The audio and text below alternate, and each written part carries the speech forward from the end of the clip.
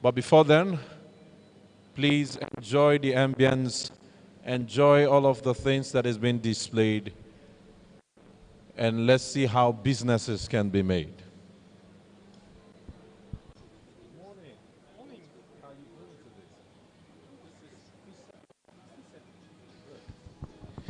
All right, so I'm currently at FISHEP, and I'm here with the Mr. Serge. Please, would you want to tell us or just recount your experience at EMOA 2021? It's our first. That's my first participation to an event in Nigeria, and we are very pleased to be here and to have the opportunity to meet new contacts, new customers, no future customers. That's great. So the engagement has really been encouraging. Yeah. We really had some interesting contacts. So which means we're looking at EMOA 2022, and you're looking at also getting a booth because it seems like you're really satisfied. Yeah, well, I think we are willing to participate because also we expect that without this sanitary situation, we can expect more visitors and more people. Thank you, Mr. Serge, and do have a wonderful day today.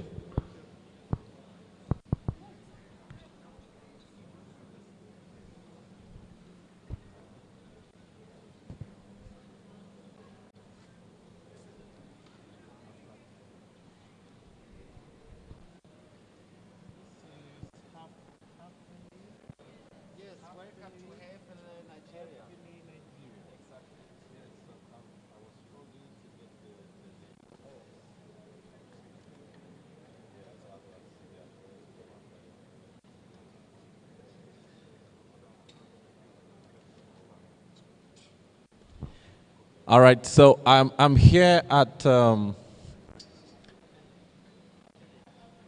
booth 1D01, Hafele, Nigeria. Thank you very much. Sir, please, can you recount your experience for this event so far? Yeah, so far we are happy to be here, number one. Number two, we got a lot of new clients, customers, people who are interested in our products, our fittings, people who are amazed to see things they have never seen before. Especially our Magic Kitchen is a runner, absolutely. And I think for the future we will get a lot of new customers who like these ideas and who like to arrange her kitchen in a new way, in a modern way. So, which means we're looking forward to seeing you EMOA 2022. For sure, absolutely, for sure. Thank you very much, and I'm really, really excited about this feedback, and we hope that businesses will really thrive from here. Thank you very much, Hafele, Nigeria. I hope I got that correctly. Very correct. Thank you.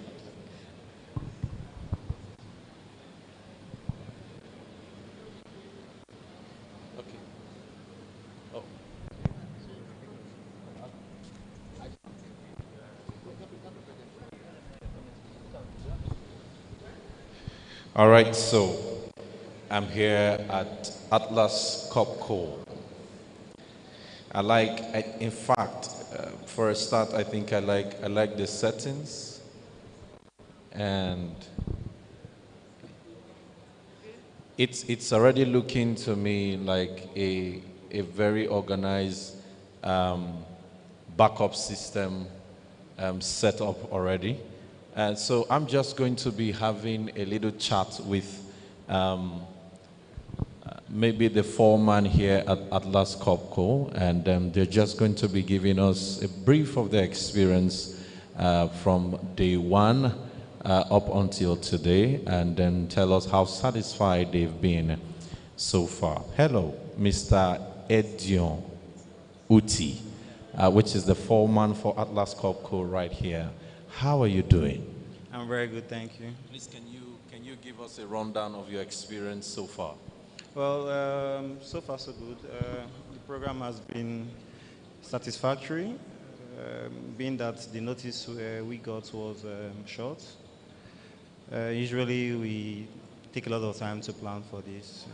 The notice was short, like I said earlier, but so far so good. We've had good participation from people around, and we've been able to showcase what we can do, our capabilities. So I would give it an 8 over 10 as of now.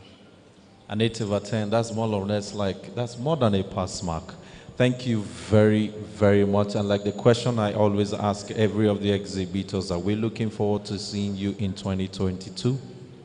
We've been, I think we are a diamond sponsor in this event. I can assure you that we'll be here next year. Thank you very much. So ladies and gentlemen, I'm here at Atlas Copco. They are one of the foremost injector solution, oil injected solution providers. And they are one of the diamond sponsors of this great move, MWA 2021. Thank you very much, Mr. Edio. And we're looking forward to seeing you some other time and doing business. Of course. Thank you. The conference session will be starting soon, and all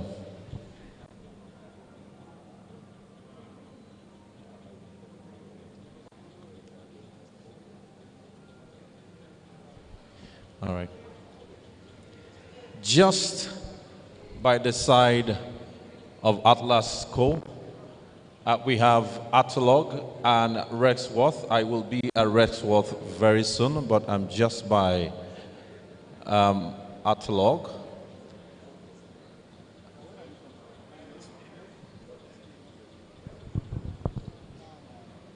And as I can see, they're already engaging. There's a lot of engagement happening right here.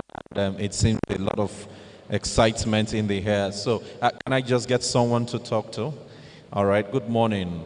How are you doing? All right, so please make me understand. We have Meckerson.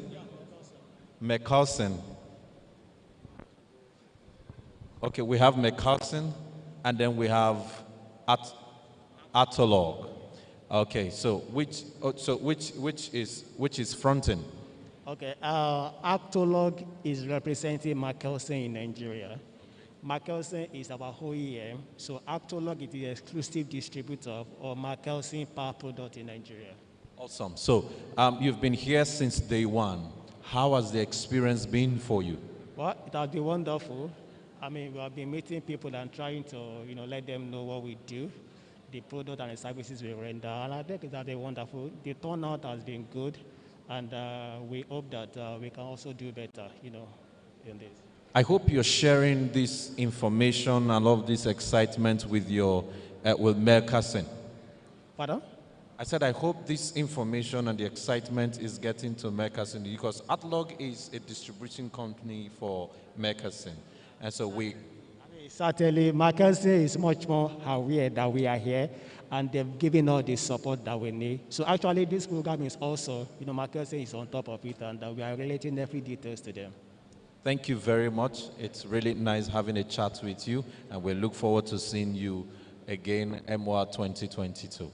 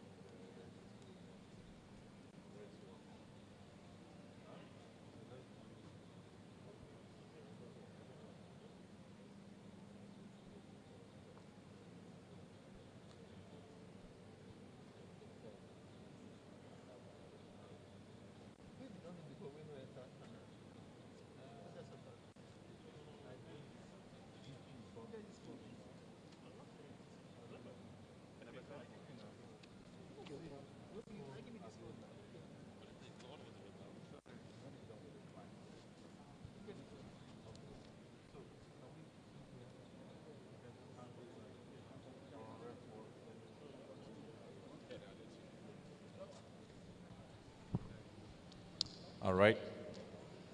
I am live at booth 1F01, Handiware Industries Nigerian Limited.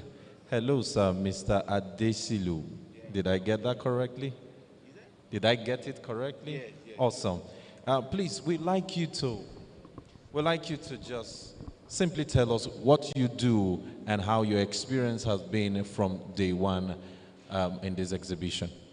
Yeah, this is Handyware Industries Nigeria Limited. We specialize in food seasonings, flavors, and ingredients. Flavors for the food, beverages like drinks, dairy products, CSDs, the yogurts, the fruit juices. So this is a one-stop company that everyone looking in that area can actually trust to help them in their business. We are localized here in Nigeria, so we have come here to actually put a stop to the importation of these flavors, ingredients. We are here to actually give Nigerians their desired taste profile on all their products. And we have been trusted over the last 2 years that we are existing in Nigeria. We have good customer database that are satisfied with what we have been able to churn out to their business. And I know that all of them have moved from where they used to be to an higher level just by dealing with us. And we've had wonderful experience here from day one that we have been at the exhibition. We have gotten more exposure. We have gotten new potential customers, even people that were actually thinking doing business pertaining to food would be an Herculean task, probably because of the ingredient or the seasonings. So they were excited seeing that there is a company in Nigeria that can actually solve that problem for them. So I think it's been nice. It's just that probably because what is going on in the country that has actually discouraged a lot of traffic into the event. I know we were here in 2019 and it was more. But I think there is better opportunities anyway, and we can always do better. But so far so good. It has been a nice experience. I know from here we have new customers that we will have to follow up. Thank you very much, Mr. Adewumi. It's really a pleasure having you here, and we look forward to having you in 2022, where MWA will be coming back. And at that time, we will assure you of something better and great. Thank you very much. You're welcome.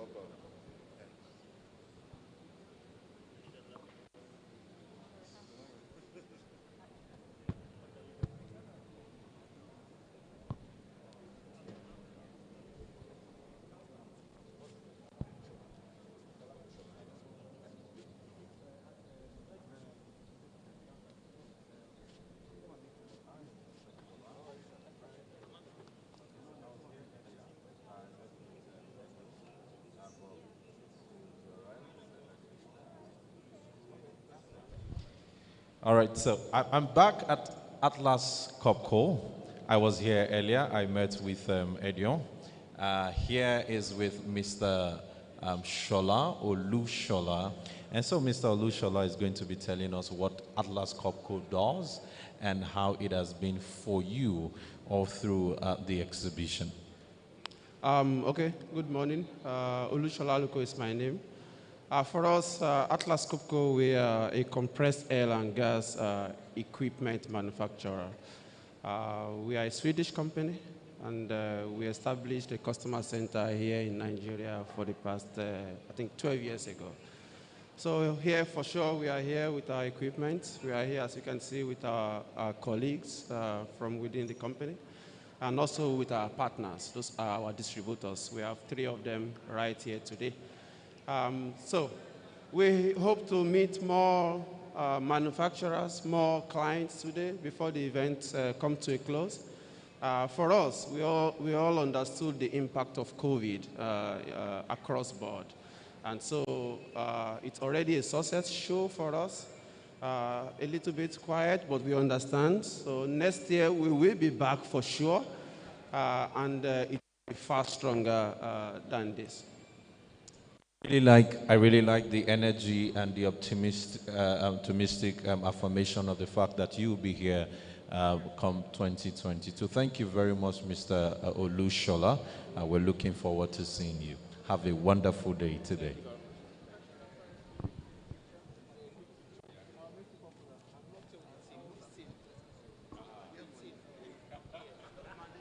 Please, can we have the entire team of Atlas Copco for a photo session?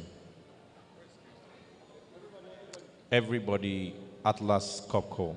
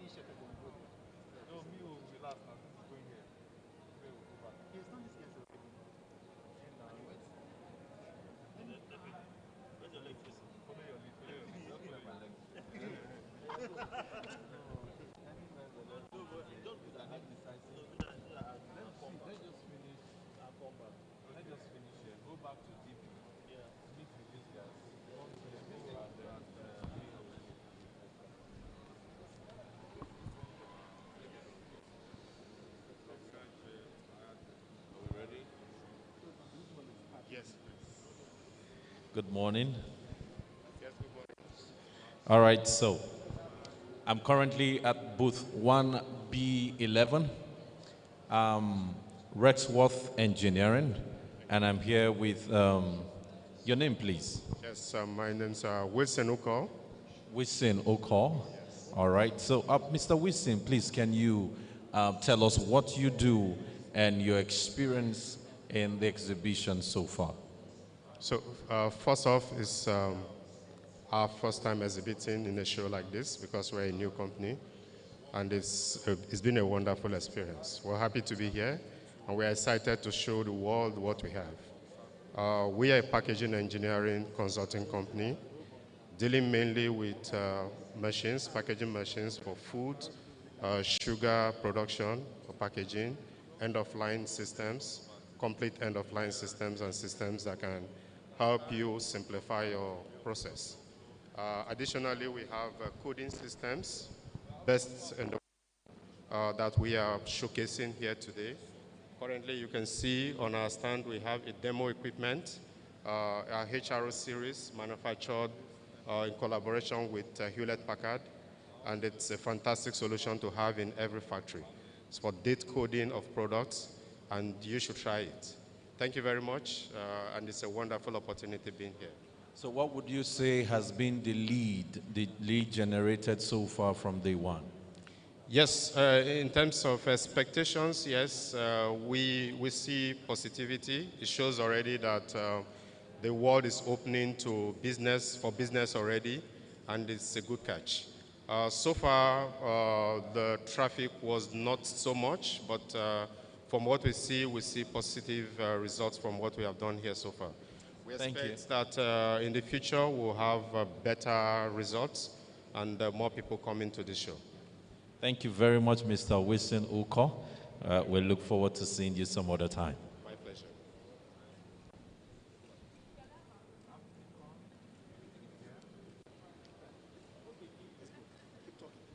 All right, so we're still heading from booth to booth just to see how the experiences of our exhibitors have been so far from day one. And because we're so much concerned about how much satisfaction we give to them for Thank you very being much, Emwa, for this. And I believe that this will basically contribute to what we're trying to do in Lagos. Thank you, ladies and gentlemen.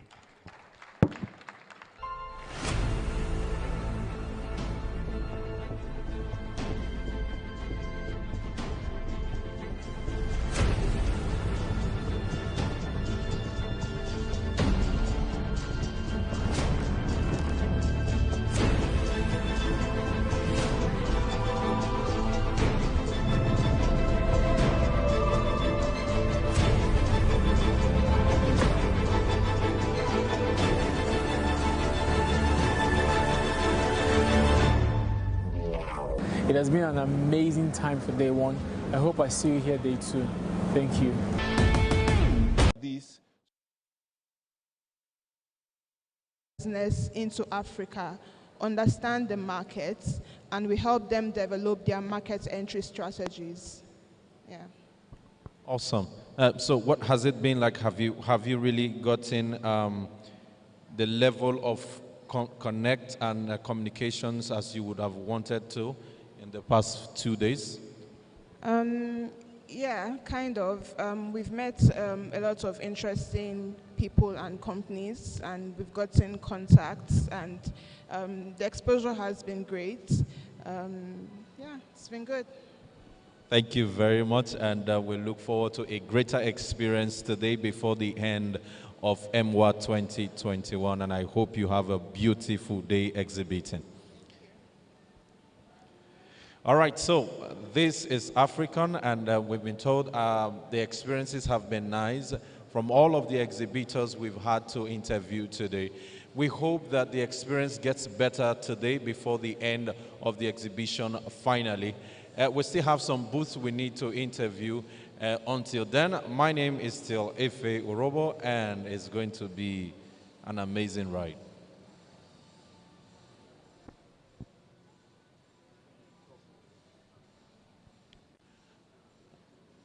So this is Bois Machine is one of the foremost German MWA for this, and I believe that this will basically contribute to what we're trying to do in Lagos. Thank you, ladies and gentlemen.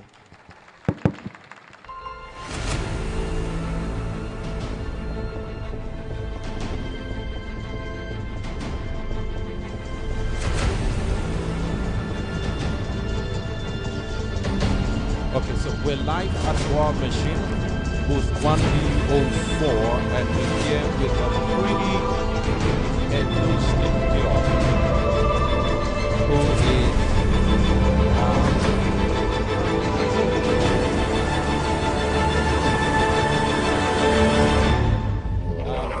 It has been an amazing time day one. I hope I see you here day two. We produce machines for engineers, basically for facilities, constructions, and the likes. Good morning. So how has the experience been for you since day one? Actually, it has been great. It has been overwhelming. We've had people trip in and out, gotten necessary details. Actually, the Bio Machines, the company couldn't be here because of COVID, so I'm here representing them. But it has actually been great. I see a lot of names on a sheet of paper. Are these the contacts you've gathered from day one? Yes, day one and day two, so yes. And I've also gotten cards that I'm going to send back to the company as feedback. So what are you looking out for today? Today is the final day of the exhibition. What exactly, what different stuff are you looking out for? More people to come in, so I get more details, that's one. And then I also hear that there's a raffle draw at the end, so I'm looking forward to that. You're looking out for the raffle draw. And lastly, the people coming on this booth, did anyone ever compliment your smile? You mean aside you? You mean as... All right, this is where you cut the tape. Well done.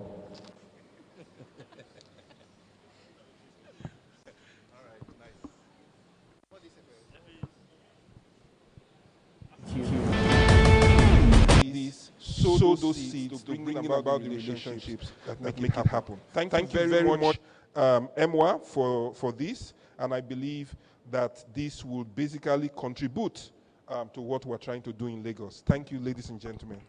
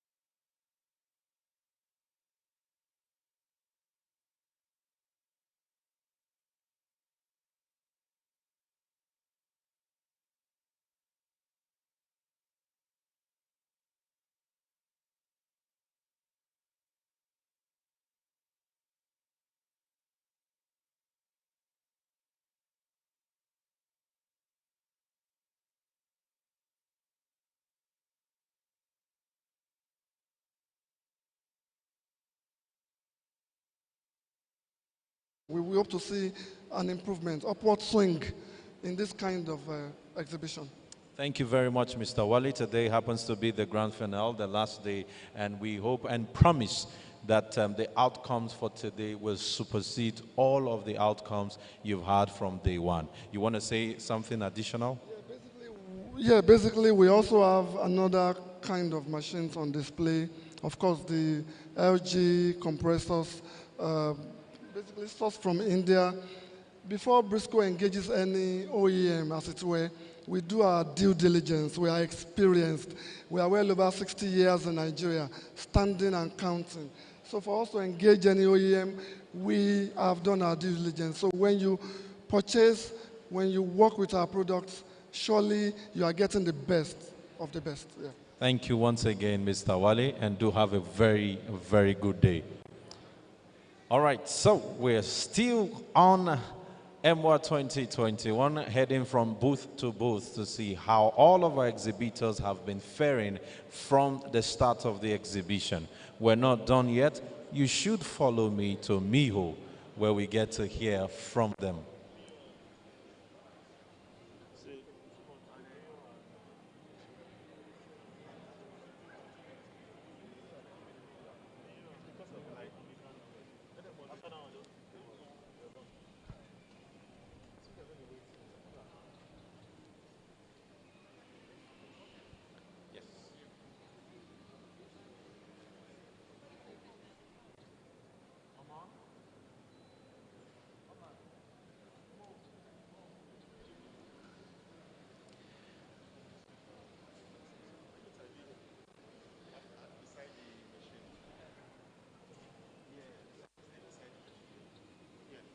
Exactly. All right, so I'm at Miho. I'm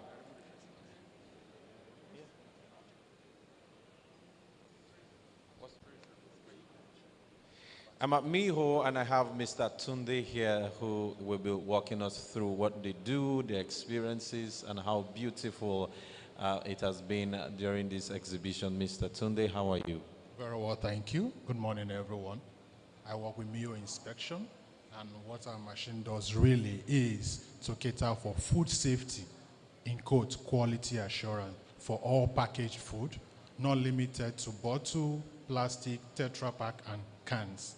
Now, what the machine does basically is to bridge the gap between what the manufacturer is giving to the public and what the consumers are paying for, quality-wise. And this machine are automated machine. The list of our machine can actually inspect 10,000 bottles within an hour. Wow. 10,000 bottles an hour. That's really large. The list of the machine, 10,000 bottles within an hour. So it takes care of the defects or mistakes an individual like me would do when I'm asked to monitor a production machine. And talking about the experience so far, I must tell you, it's a wild thing for me. I mean, looking at COVID and now back, in spite of the gradual business opening, I'm impressed. Thank you very much, Mr. Tunde. Today is the last day for the exhibition, and we hope that you get the best from today. And congratulations, businesses. All right, so the last but not the least, ladies and gentlemen, we're heading straight up to Meccano Generators, or the Meccano groups, and then we'll be heading straight to the conference.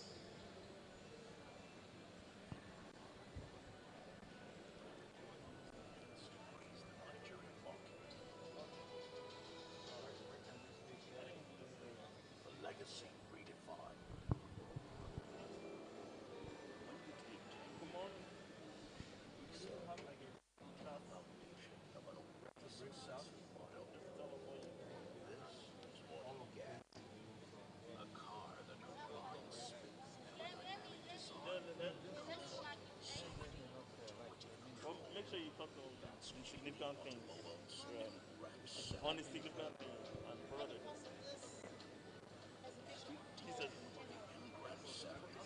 Things they are exhibiting.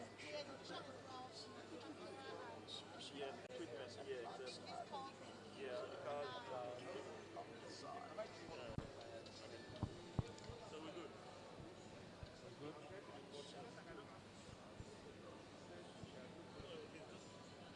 So we're currently at the Meccano Group. It's a booth amongst booth, and you can see a lot being displayed here. So I'm here with one of the foremost person, Mrs. Ijeoma Wanchuku. She's just going to be telling us what, obviously we know Meccano, but then you're going to throw more light on what you do. Less than a minute. Thank you very much, madam. How has it been for you? It's been lovely, although the turnout is not that encouraging. And I think that's because of COVID. And hopefully we know by the time this phase is off, the next time we'll be coming together, it will be a better turnout. So when it has to do with Meccano, like you said, I see Meccano, hear Meccano, and the first thing that comes into their mind is generator. Yes. But Meccano is a Nigerian company that its interest is into power generation, power distribution. And that brings you to generator. When it comes to generator, we have the gas generator, we also have the diesel. And right now we have about 2 different types of engine. We have the Perkins, we have the York. This is what we were known for in time past, but we've diversified. We also sell transformers, ABB, transformers, Schneider, transformers. We also sell lightnings, Philip lightnings. We have quite a lot of them. And right now, Meccano is proudly Nigeria. We are into manufacturing of food. We have Meccano wafers, Meccano buffers. We also sell cars that are assembled here, proudly in Nigeria. We have our assembling plants on your way to Lagos, Ibadan, somewhere around Wawa. You go there, we have our assembly plants where we assemble all cars. We have the Geely cars being assembled there. We also have the ZNA, also assembled here in Nigeria. We also sell the heavy-duty tractor, and that brings us to construction. Meccano is also into construction. So not just construction, we could do construction, we also sell the construction equipment. Thank you very much. This is really insightful. Honestly, up until this time, I never knew Meccano does wafers and biscuits for us to eat. And it's equally medical. Okay, you have medical equipment as well, like this. Production of medical equipment. Presently, we have the nose masks, proudly in Nigeria, made here in Nigeria by Meccano. We have 3 types. We have the non-surgical, non-surgical, and N95. Thank you very much. This is quite a lot from Meccano Group. The wafers really catches my attention because it only shows that if you need some kind of energy, you need to eat with Meccano wafers. All right, ladies and gentlemen, thank you for everyone who has been present with us from day one. And here we are at the grand finale, the very last day of this great exhibition. If you are a visitor, this is about the time where we call everybody to the Knowledge Theater because the conference session is about to take place. If you're a visitor, please find your way over to the Knowledge Theater. Even as an exhibitor, please send your delegates to the Knowledge Theater. The conference session is about to take place, is about to start. Sow those seeds to bring about the relationships that make it happen. Thank you very much, Emwa, for this. And I believe that this will basically contribute to what we're trying to do in Lagos. Thank you, ladies and gentlemen.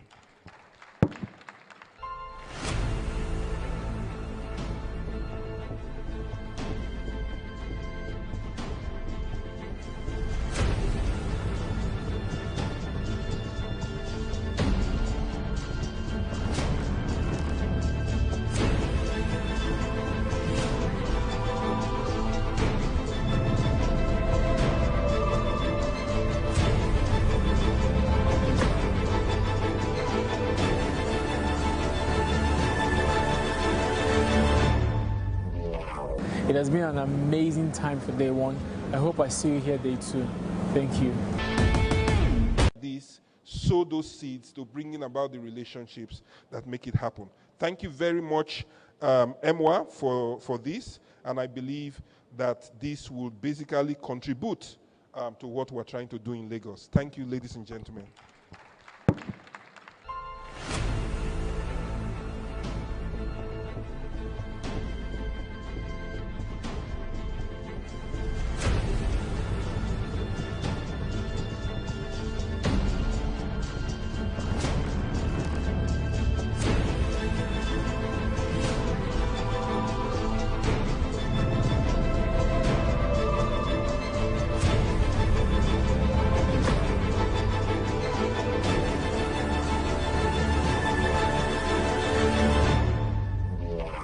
It has been an amazing time for day one.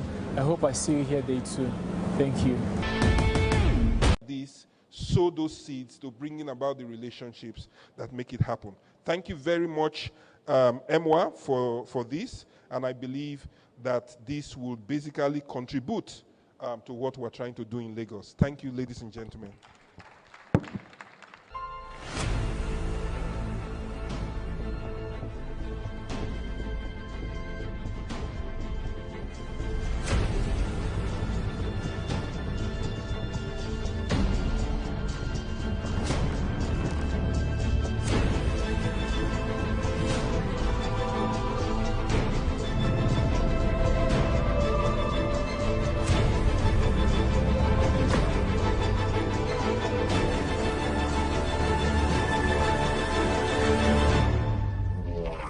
It has been an amazing time for day one. I hope I see you here day two. Thank you. Sow those seeds to bringing about the relationships that make it happen. Thank you very much, EMWA, for this, and I believe that this will basically contribute to what we're trying to do in Lagos. Thank you, ladies and gentlemen.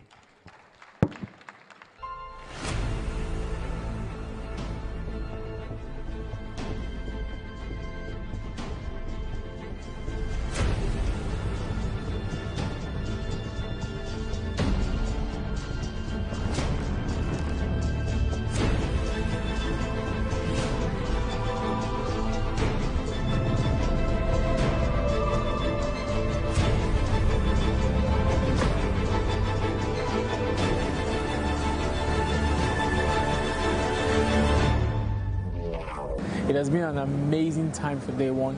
I hope I see you here day two. Thank you. Sow those seeds to bringing about the relationships that make it happen. Thank you very much, EMWA, for this, and I believe that this will basically contribute to what we're trying to do in Lagos. Thank you, ladies and gentlemen.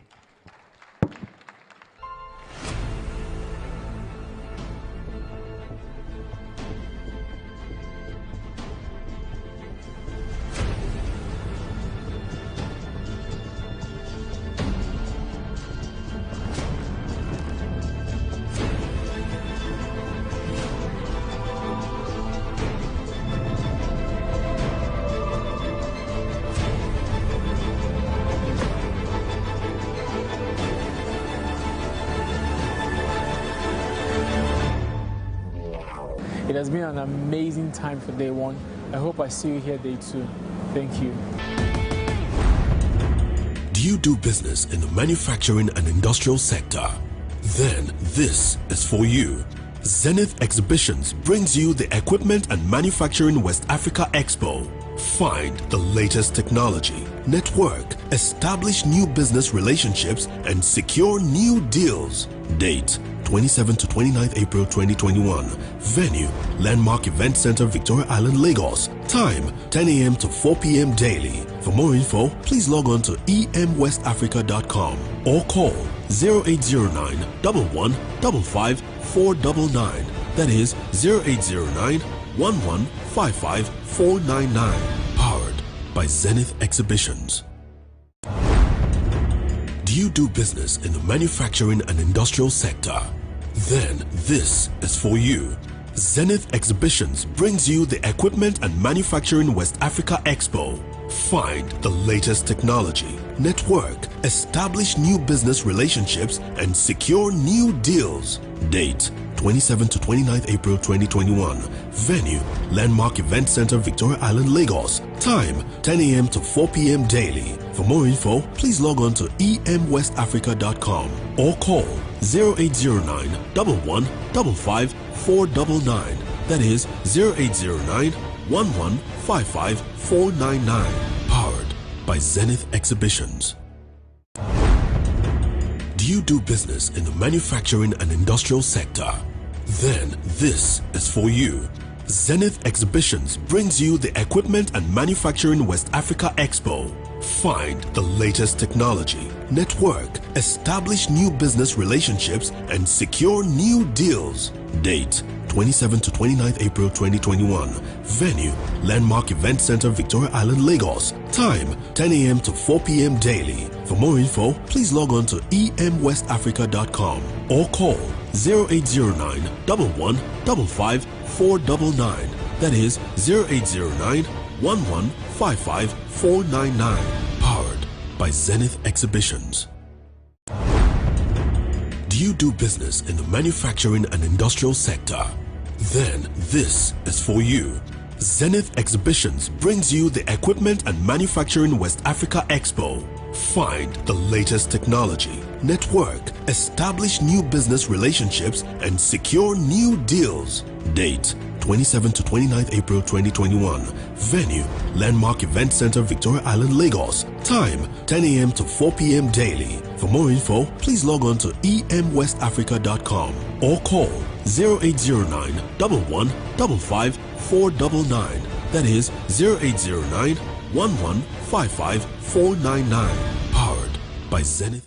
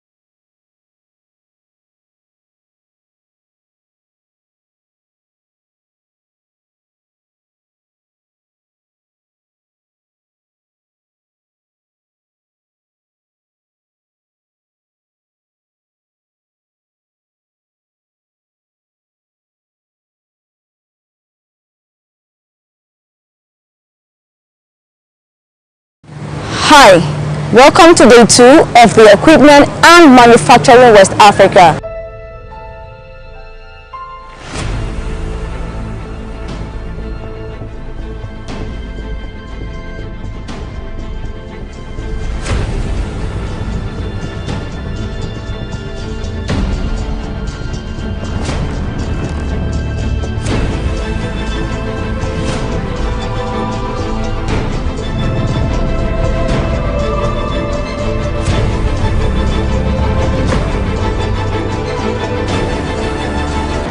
So day 2 of the Equipment and Manufacturing West Africa 2021 has just come to an end, and it was a wholesome experience. I look forward to having you here tomorrow, the 29th of April at 10 a.m. here at Landmark Center, Victoria Island, Lagos. See you there. Hi, welcome to day 2 of the Equipment and Manufacturing West Africa. Distinguished guests, ladies and gentlemen, good morning to you all. And I want to officially welcome you to the 3rd day of MWA 2021, which happens to be the last day. And you all know and agree with me that the last days are usually the peak days and the best days so far.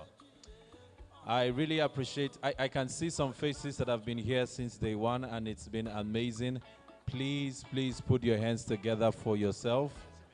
Appreciate yourself. Please appreciate your, don't manufacturers appreciate themselves? Appreciate yourself. Please put your hands together for yourself. And please, if you can hear me across the hall and you're a visitor and you need to know all of the information that needs to get you started on the manufacturing journey, this is about where you should be at the moment.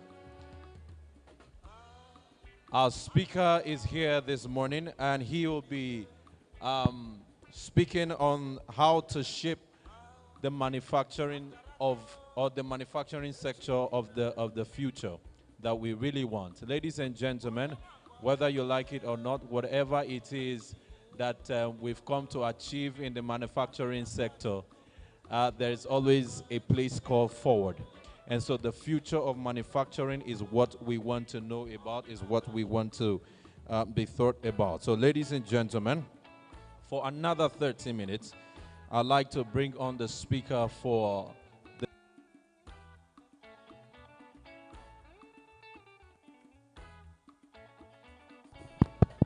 hello. All right. For another 30 minutes, the speaker is going to be talking on how to shape manufacturing future that we want. So please join me, ladies and gentlemen, as we make welcome on stage Mr. Jide Olalokun. He is the Director, Solution Engineering and Digital Transformation, Oracle. Please put your hands together for him, and thank you very much, sir. Good, it's still morning, right? We got 10 minutes left. Now, good morning, everybody. My name is Jide Olalokun. Basically, I'm here to talk to you about what the future holds in terms of manufacturing and what technology is actually going to do or has been doing over the last few years. The first thing we need to realize is everything changes, and everything has changed. So before I talk about that, just a little brief background about myself. Next slide. So that's me. I've worked in technology for about 23 years. Been in management and senior management for about 18 or 19 of those years. I've done my rounds in a few companies, as you can see. Most of them have been exciting. Only 1 or 2 of them have actually been core manufacturing or something close to manufacturing, but it's been quite interesting. Next slide. And now before I really talk to you, I just want to get a video played for you so you can actually take a glimpse into what the future looks like.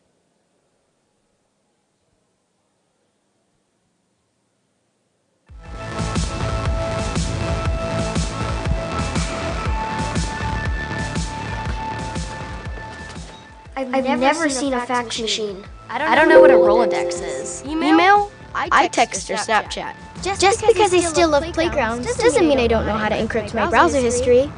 You kept your diary locked up. Mine is online. You listen to CDs, I stream. You fight over the remote, I stream.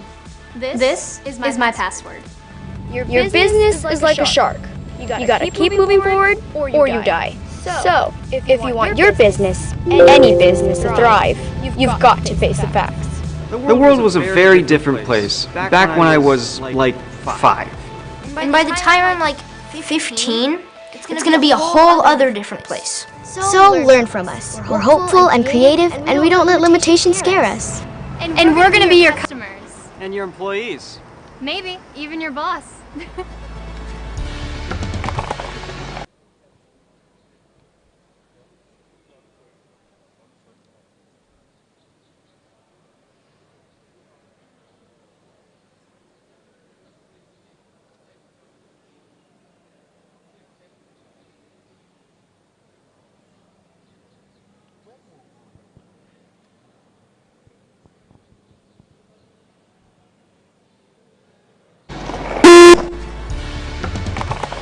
And we're gonna be your customers. And your employees. Maybe even your boss.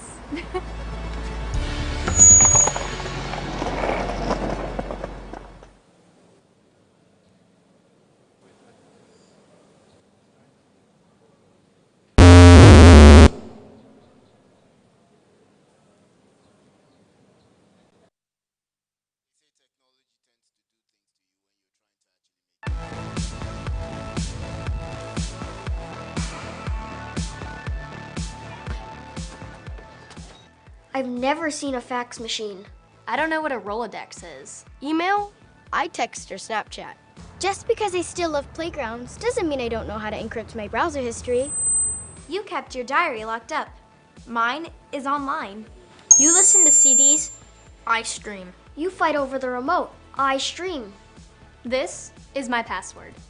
Okay, Your business so is we like a seem shark. not to be able You to gotta actually keep moving get that forward through. or you So, die. So, we'll go if back you to want the your slides. business, any business to thrive, What that you've got was to actually face the supposed facts. to show you was to show you exactly where we're going to be. First things first, you guys are running too fast.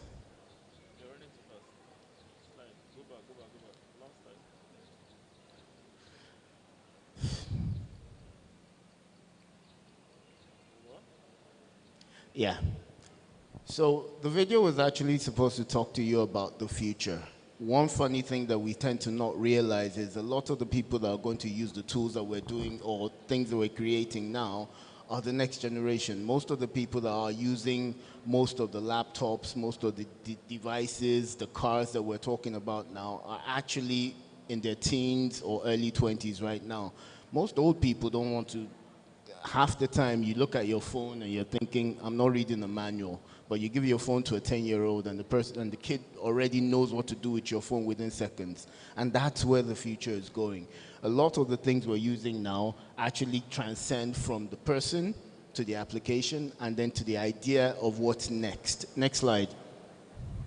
So a long while ago, we started talking about industrialization in the world. And first things first, we started looking at it from mechanization, people moving stuff, people being able to till the soil using different utensils or utilities.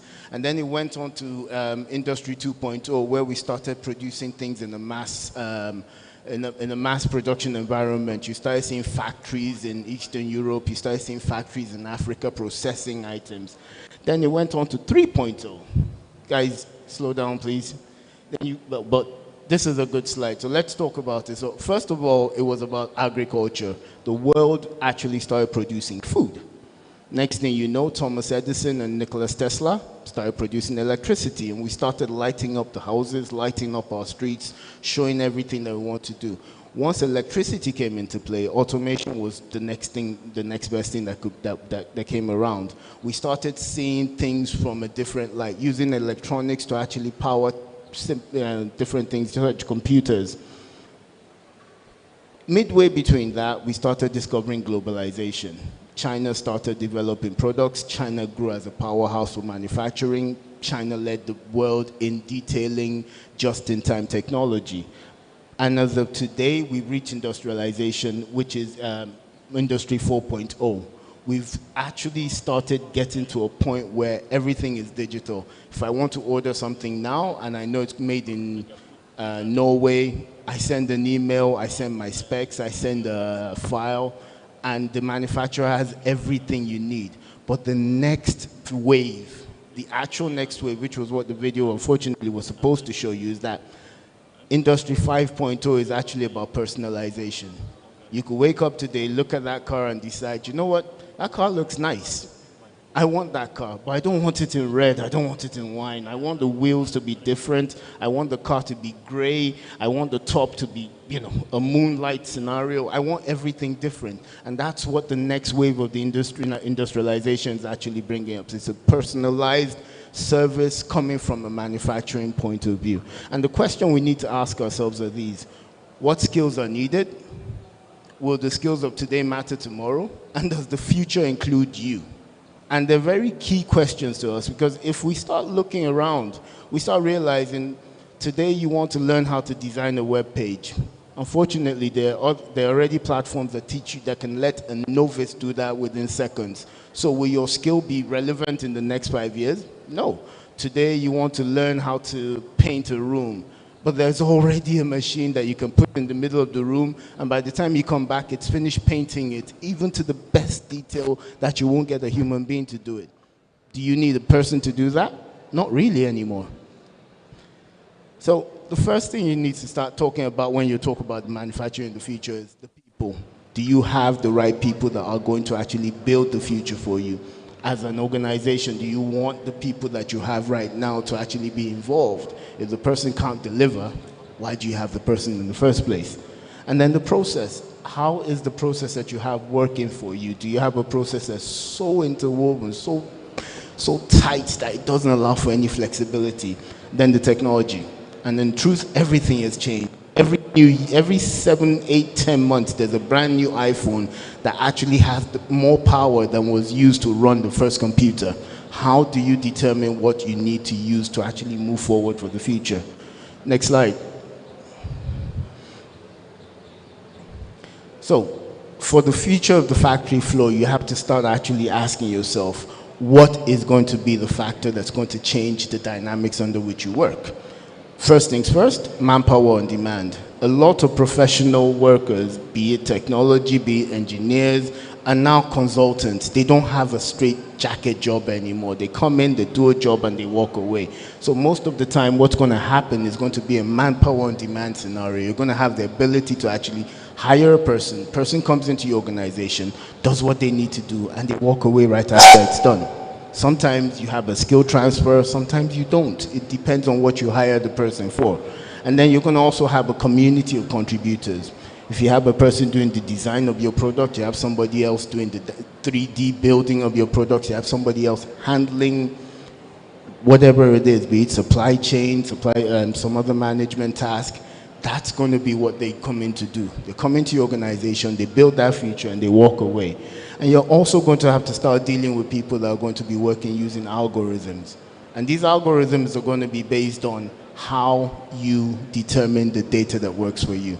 You could wake up tomorrow and the government will say, oh, we need a new plant that does a particular process. Or a good example is modular refineries. The data has told you that you're better off refining your oil. So how are you going to actually manage a refinery? Are you going to use different just human being skilled manpower to measure a temperature, do anything? Or are you going to actually use computerized refinery units with modular data, and they pick up the data and then they determine that, oh, this chemical comes out at 40 degrees, this one comes out at 200 degrees, this one comes out at 1,000. You need automation. You need to know exactly when to move a certain item from A to B.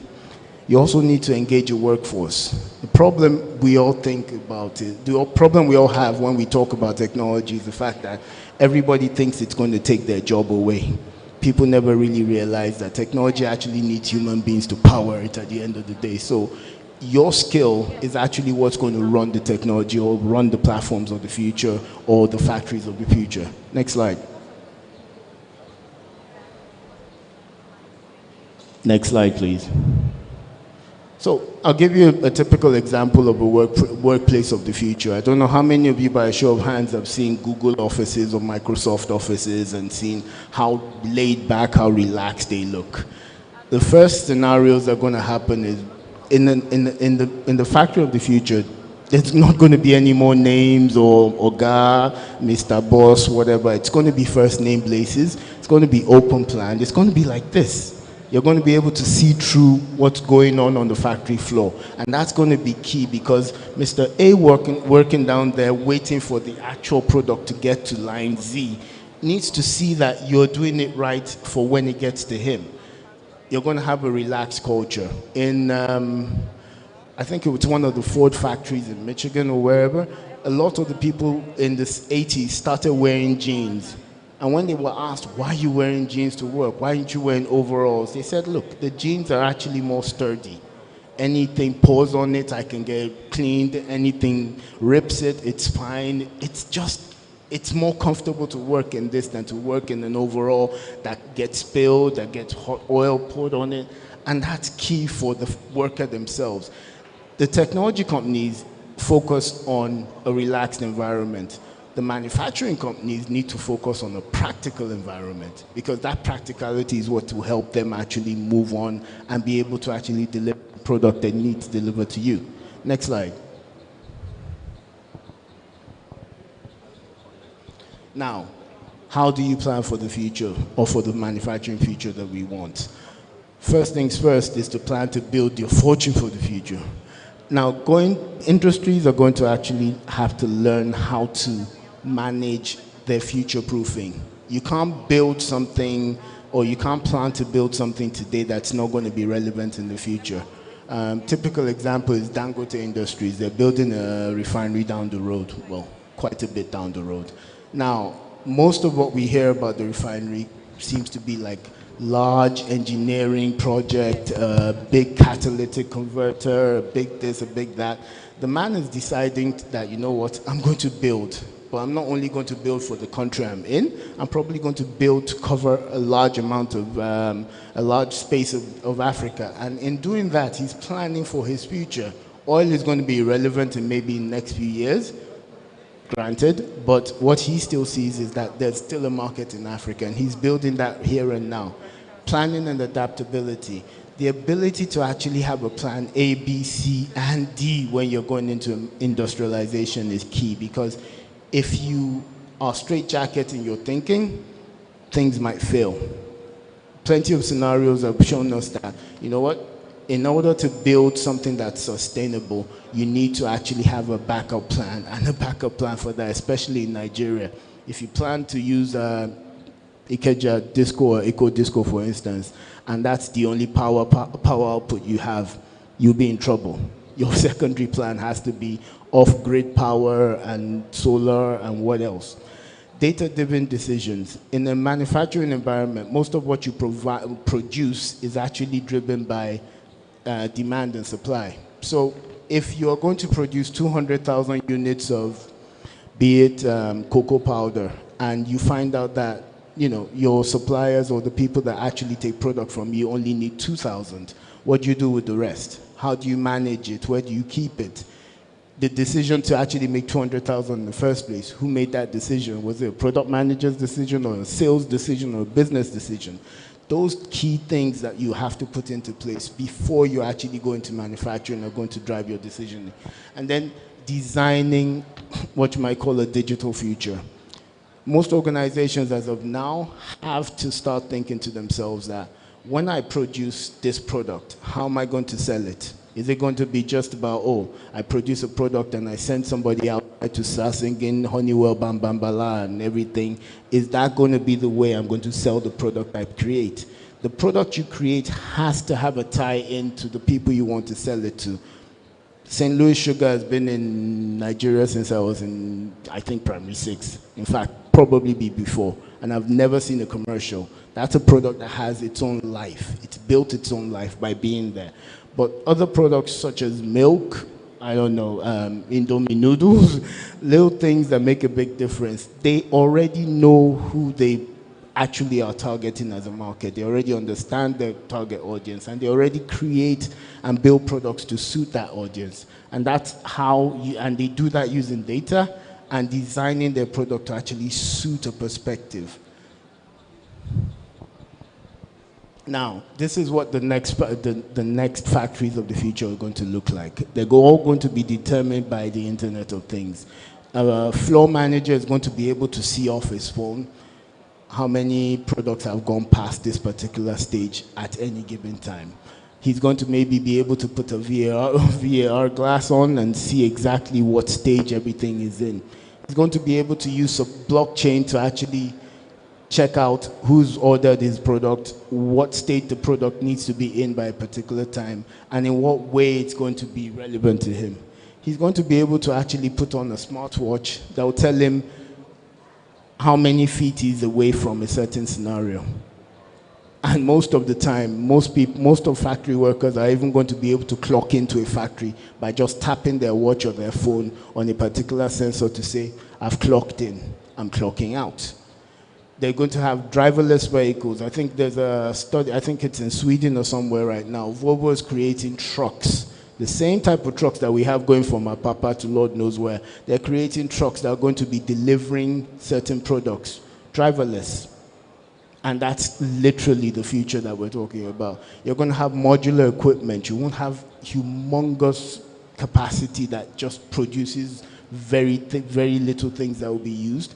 You're going to have scenarios where, like the Walter Smith's refinery in the southeast that's already producing 5,000 barrels of petroleum and supplying that area.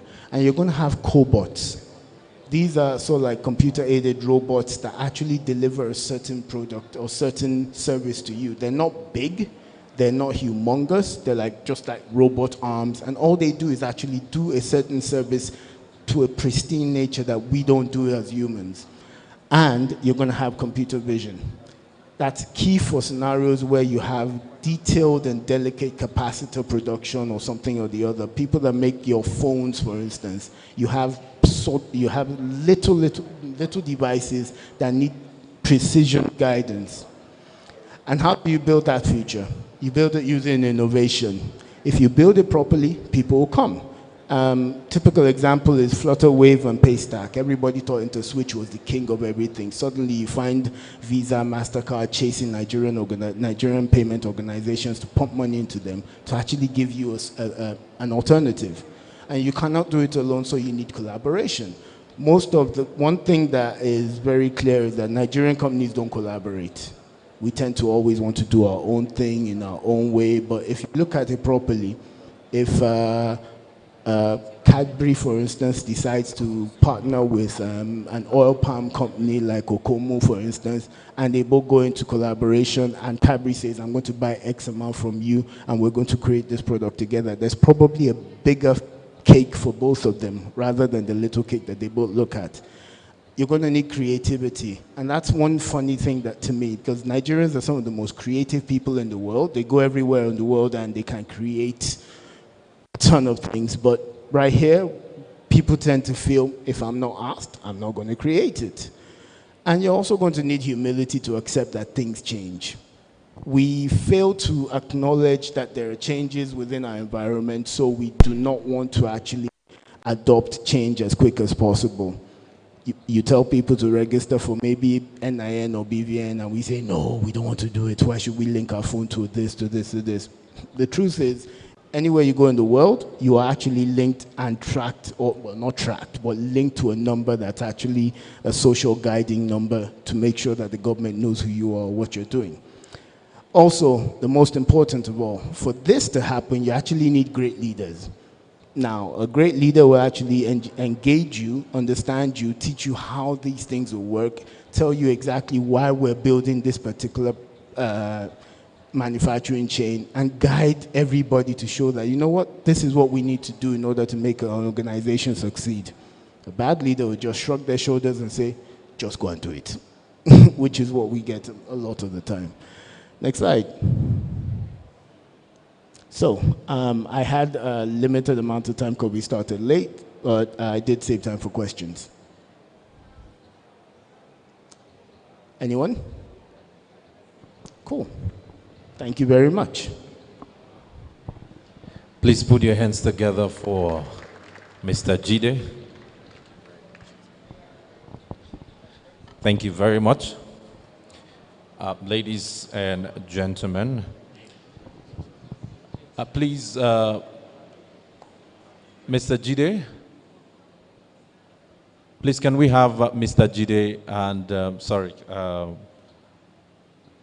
and Mr. Joseph.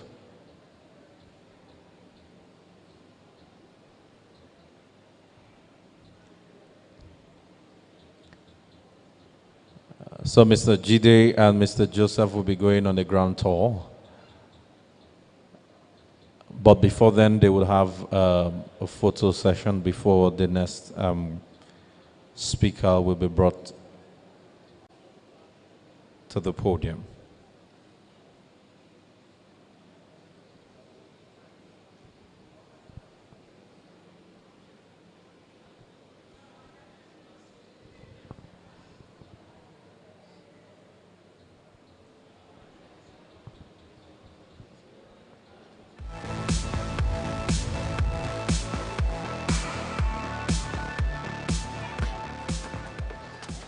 I've never seen a fax machine. I don't know what a Rolodex is. Email? I text or Snapchat. Just So because while I they still go love on the playgrounds tour, doesn't I'd mean I like don't know how to to, encrypt my browser history. Bring to You us kept your diary locked up. the next session Mine is going is to be online. a panel session. You listen to CDs, I stream. You fight over the remote, I stream. This is my password. Your business is like a shark.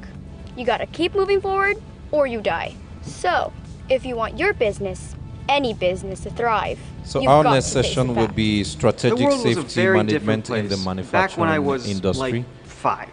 How By we the time I'm like manage 15, it's gonna be a safety whole other different place. strategically. So learn from us. We're And hopeful. this session will be for 30 minutes, and it's going to be brought to us by a safety advocate.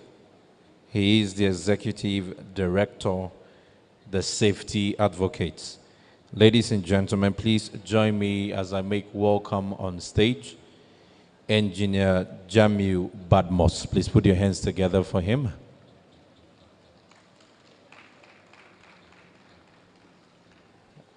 While he prepares himself for the speech, ladies and gentlemen, I'd like to first of all congratulate everyone who's seated here and say thank you very much for making our time to be with us. At some point, when we get to sit for conferences like this, it gets really serious. I don't know if it is because of the nose mask we're wearing. Please, can you just bring your nose mask down a bit and then wink at me, please? Just wink at me. You don't have to smile. Just wink at me.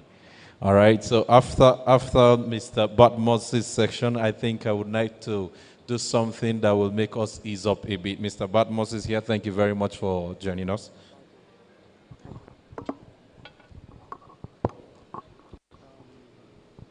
All praise is due to the Almighty God, the first without a beginning and the last without an end. I greet you all, I celebrate you all, I welcome you all to this conference. And the topic is all about safety, life is about safety. And the topic is safety in the manufacturing sector, industries. What are the requirements, what are the things we need, what are the new things happening in the present world. Because the world of work is changing. And because the world of work is changing, we must understand how to navigate through this particular world.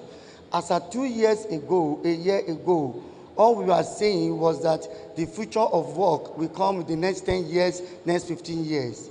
And fortunately and unfortunately, with the advent of COVID-19 pandemic, the future of work comes closer. And a lot of things started changing. People will now have to start thinking, to start innovating and bringing in new health and safety structures that will be able to assist them in navigating the pandemic period. And that is why every organizations that are prepared for, attacks, that are prepared for crisis, that are prepared for pandemic. When the pandemic started, they quickly moved into actions and they are able to survive that particular So therefore, what we need to understand as business is understanding how to navigate through any situations we find ourselves. In line with best practice, when we talk about manufacturing system, manufacturing sectors, we have a lot of other subsectors under the sectors. So therefore, I will try to make sure that I cover almost all aspects in a way that we can go back into our various organizations and start implementations of what we want to do. So on this basis, I want to start by saying the strategic safety management in manufacturing industries. That is the title for the lecture.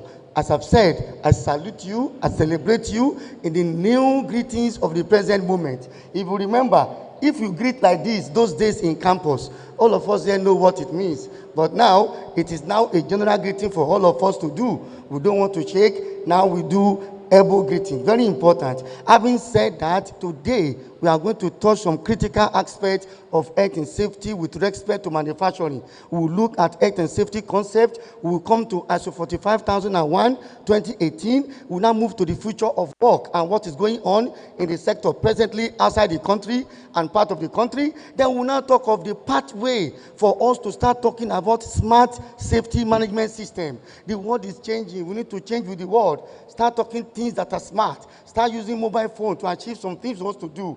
So on this basis, before I start the lecture proper, let me bring us to the same place as I am. Let's have a small brain teaser, and if you can pass my brain teaser, I get you something to take home. It may be very small, but it's something that we can take home. Let us start. Let's tease our brain. Point number one. Every one of us, please read what you see on the screen. Go together. Please make it sharp. Good. With your mouth, you say you are nowhere. But me, I can never write that I'm nowhere. What I've put there is I am now here. Check it very well. You say you are nowhere, but me, I am now here. Let me give you again to ask. Please read all over again. What do you see there? So you are now here. That's very good. So we are all now here. This one does not come with any cash. This one too doesn't come with cash.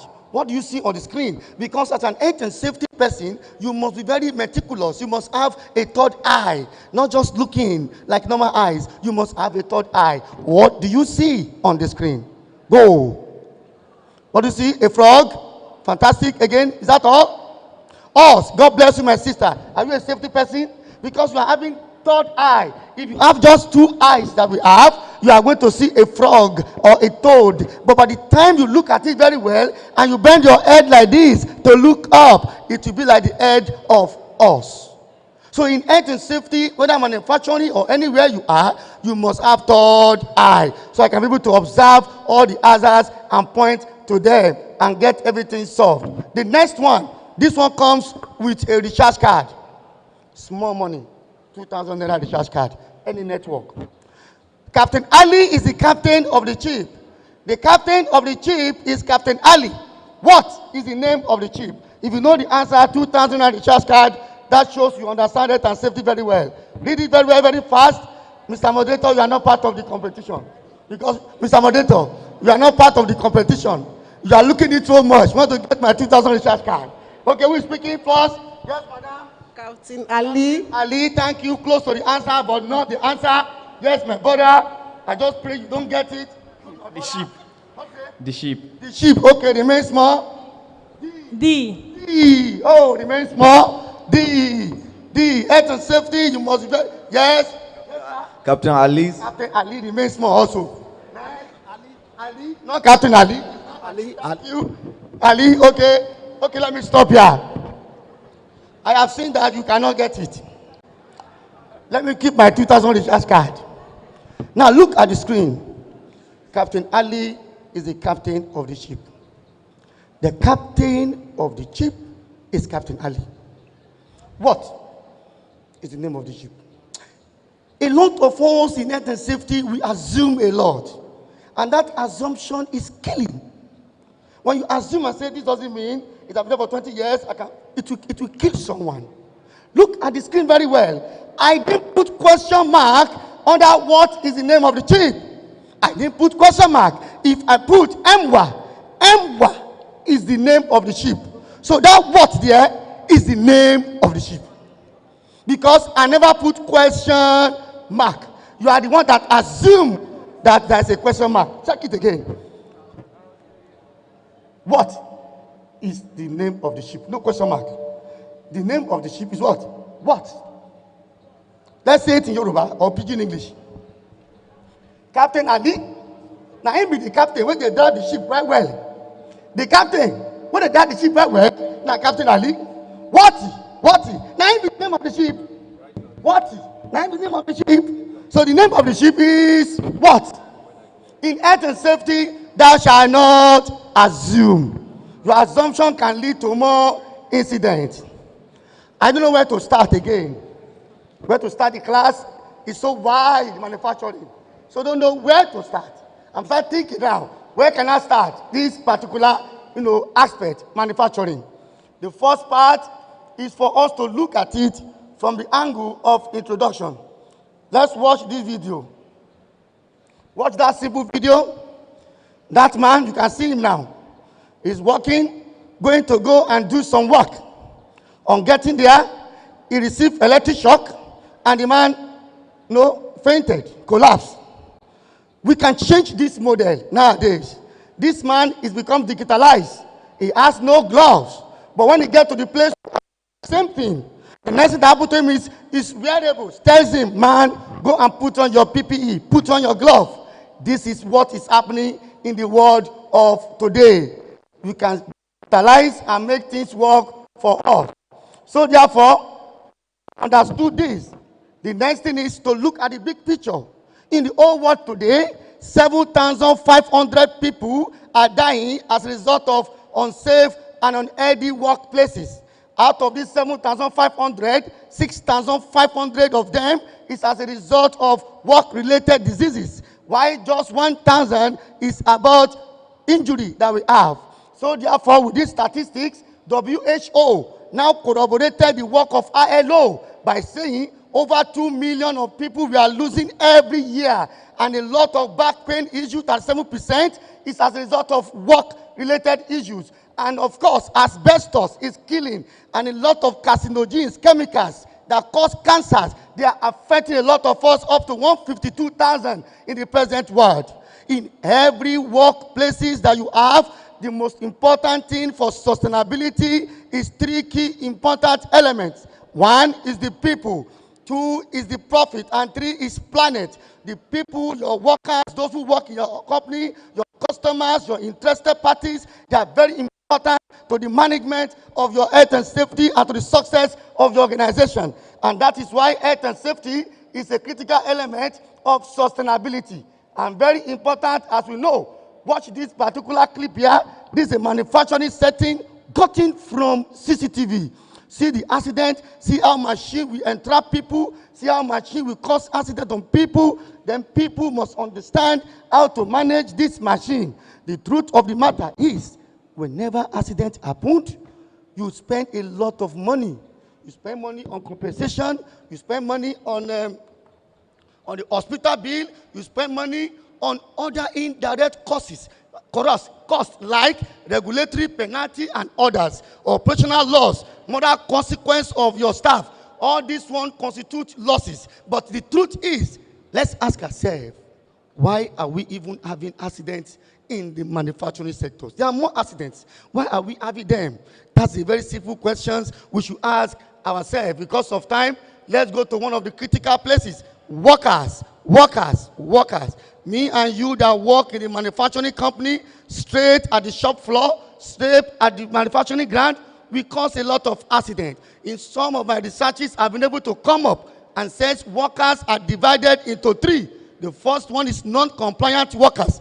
Those ones, they will never comply with what you do in the factory. You tell them this is safety, they will say, I've been doing this work for the past 20 years, no safety here. The second type of workers are the compliant workers. What those ones do is that when they see you coming, they do safety. When you go, they go back to their normal life. And you think they are compliant by coercion. But the last type of workers are the committed workers. Those workers that believe that I'm going to work today and I'm going to come back to meet my family. I'm going to hug my wife. I'm going to hug my girlfriend. Those ones are the real workers that are committed. And accidents don't usually happen to those workers. See a manufacturing place, see how this visor put leg on the back of one of the workers. These are things that you see in such workplaces. And of course, in the manufacturing setting, especially the factory, with us in Africa here, what you usually notice is that the supervisors become or operate like a don. And sometimes they will not even go to the field to check them. At the organizational level, there are 4 critical elements that cause accident. Number 1, visible and felt leadership. As we are here now as leaders, how visible are we? How felt are we? How purposeful are we to discharge health and safety in the business? Then competing priorities. Go and find out. In every manufacturing company, most of the times you see production and the safety people, they were fighting. Because the company wants production to bring in all the product. The safety people will say, stop the product. Therefore, what do we need to do? We need to balance the two. The safety man should not just be stopping production. It doesn't make sense because it's from the output you make money for the business. So the safety man must be proactive enough to solving all the problems they are seeing before they get to production. So what we need to do now is to marry production and safety together, and they become what we call safe production. A safety man must have a business sense while at the same time not compromising the safety of the staff. So they must work together. Poor safety culture always affect all of us in every businesses. People believe that, look, I've been doing this thing for so many years and I've not been getting accident. Why am I going to disturb myself now with any accident? God forbid, not my portion. All these type of statements are what we make in most of this organization. And the truth is, people don't comply with the rule. You give them this safety rule, they don't comply with it, and before you know it, accident happen, they start crying if they are still alive. So therefore, these are the challenges we face. And the truth of the matter is, if you have machine safety, you check your machines equipment very well, and you are productive, your staff are very productive, you are sure of having a return on investment. And that's what safety does. Safety comes forward to give us return on investment. And when we manage our health and safety system, we end up having happy workforces, staff that are happy, that are engaged. And for you to manage health and safety system in the manufacturing sector, it is very critical, my own opinion, is to apply what we call system approach. Make your system work. Make your processes work. And how can you do that? Just remember the 3 P's: people, process, and performance. When the people are properly managed and you put in place some processes that people don't fail to do them, then you can talk of your performance as a business. And that is why you need to go in line with international best practice, which talks about the plan, do, check, and act. And that I give you the solution. Go back to the safety scripture. A Christian will go back to the Bible. A Muslim will go back to the Quran. A safety professional person and any organization that wants health and safety, including manufacturing safety, you go back to the safety scripture. And you ask me, what is the safety scripture? Is it the Bible? Is it the Quran? Those ones are scriptures at the above. But when we talk of the safety scriptures in this world, it is very, very simple. And that is in person, or what we refer to as ISO 45001, 2018. This standard was published in 2018 on the 12th of March, and it becomes the first international standard that governs everything that has to do with operational health and safety. When you put this standard in place, you will not see workers that are unhappy. All workers become happy because the standard talks about workers' engagement. He put it under clause 5, that all your staff and workers, you must put a structure and system in place for them to be happy. I repeat again, it's the first and only standard on, health and safety in the entire world. And it tells us more about workers' participation, that workers must be involved. This standard has 10 elements. Out of these 10 elements, 7 of them are auditable. Element 1, 2, 3, you don't talk about them. 4, 5 to 10 is what you talk about. If you implement this element in the system, for example, look at planning. Planning talks about risk and opportunities. A good organization look at the risk of their operations. You look at what are the hazards involved, how can you manage them, and not just managing the hazard alone. You put in place a structure that all the members of the staff understand those risks. Then you talk about objectives of your business. You go to clause 7, support, trainings, awareness, 7.2, Competence training 7.3, you put all this in place so that at the end of the day, your staff are aware of all the hazards. Even a single staff knows what to do. Meanwhile, if you want to put in place a structure for competence, a structure for awareness, you must speak to the people at the shop floor. If I'm speaking to you right now, the way I'm talking to you here, I cannot speak like that to those at the shop floor. They will not understand what I'm saying. One day, a professor came to a program like this, and he came forward up like this on the podium, and he started his presentation. The fundamentalism of the oligarchical corruption of the big grammar. By the time he was speaking, people don't understand what he was saying. Everybody in the gathering, they left the gathering. Only one person remained, who sat at the back. The guy at the back just walked to the front and start in front here and did like this. When Pro finished, he raised up his head and said, "Where are my audience?" They say, "All the audience have gone." He asked the guy, he said, "Your audience have gone, sir." He said, "Why?" He said, "They are not getting you. You are speaking big grammar." He said, "Wow. Are you getting me that you are waiting?" He said, "No, I'm not getting you too. I'm your driver. Just waiting for you to finish, and I carry your bag, and we go." Communication does not mean speaking. You can be speaking, you can be talking, but not communicating. It's a two-way thing. So when you are talking to workers at the shop floor, go down to their level. If it is Igbo, they understand, speak Igbo. If it is Yoruba, they don't speak Yoruba. If it is Hausa, speak Hausa. You need to go down to their level to manage them. Because if you are speaking big grammar, they will just be looking at this. Finish your talk, let us go and work. And you just turn to talkative, be talking from morning to night, and accident will continue to happen. Then under the operational control, that is where it's very critical. Your permit to work system, your lotto, lock out, tag out, and try out, all those processes in your manufacturing plant become so important. And under clause 9, you need to start doing your audit of your system. From the audit, you can get your gaps, and from the gaps, you can correct whatever that's affecting your operation. Ask yourself today before you leave here or you get to your office 4 12 questions. Question 1, where are you in your company now? What level are you in your safety? Question 2, where do you want to go? You want to get to high level of international best practice? Then the next question is, how are you going to go there? And that's really strategic work. How do you get to where you want to go to? Very, very important. And please take note, if you are doing something the same way, you will always get the same result. The moment you try to change the ways to work, then you can start getting a different result. And that is a fact. Do we want to get a different result? Yes, and that is the next level. How can we live here and add value to our business? I want to conclude because I'm about to land from the flight now. How do you make your business work for you? Number 1, that's it. Who can tell us the meaning and get 10,000 naira?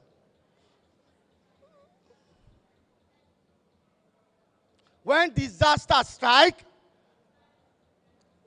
the men at pass. Let me see whether she got the answer. I go. When disaster strikes, the time to prepare has passed. I'm going to give you your 10,000 naira. You got it. Hello. Can it go through the MC, please?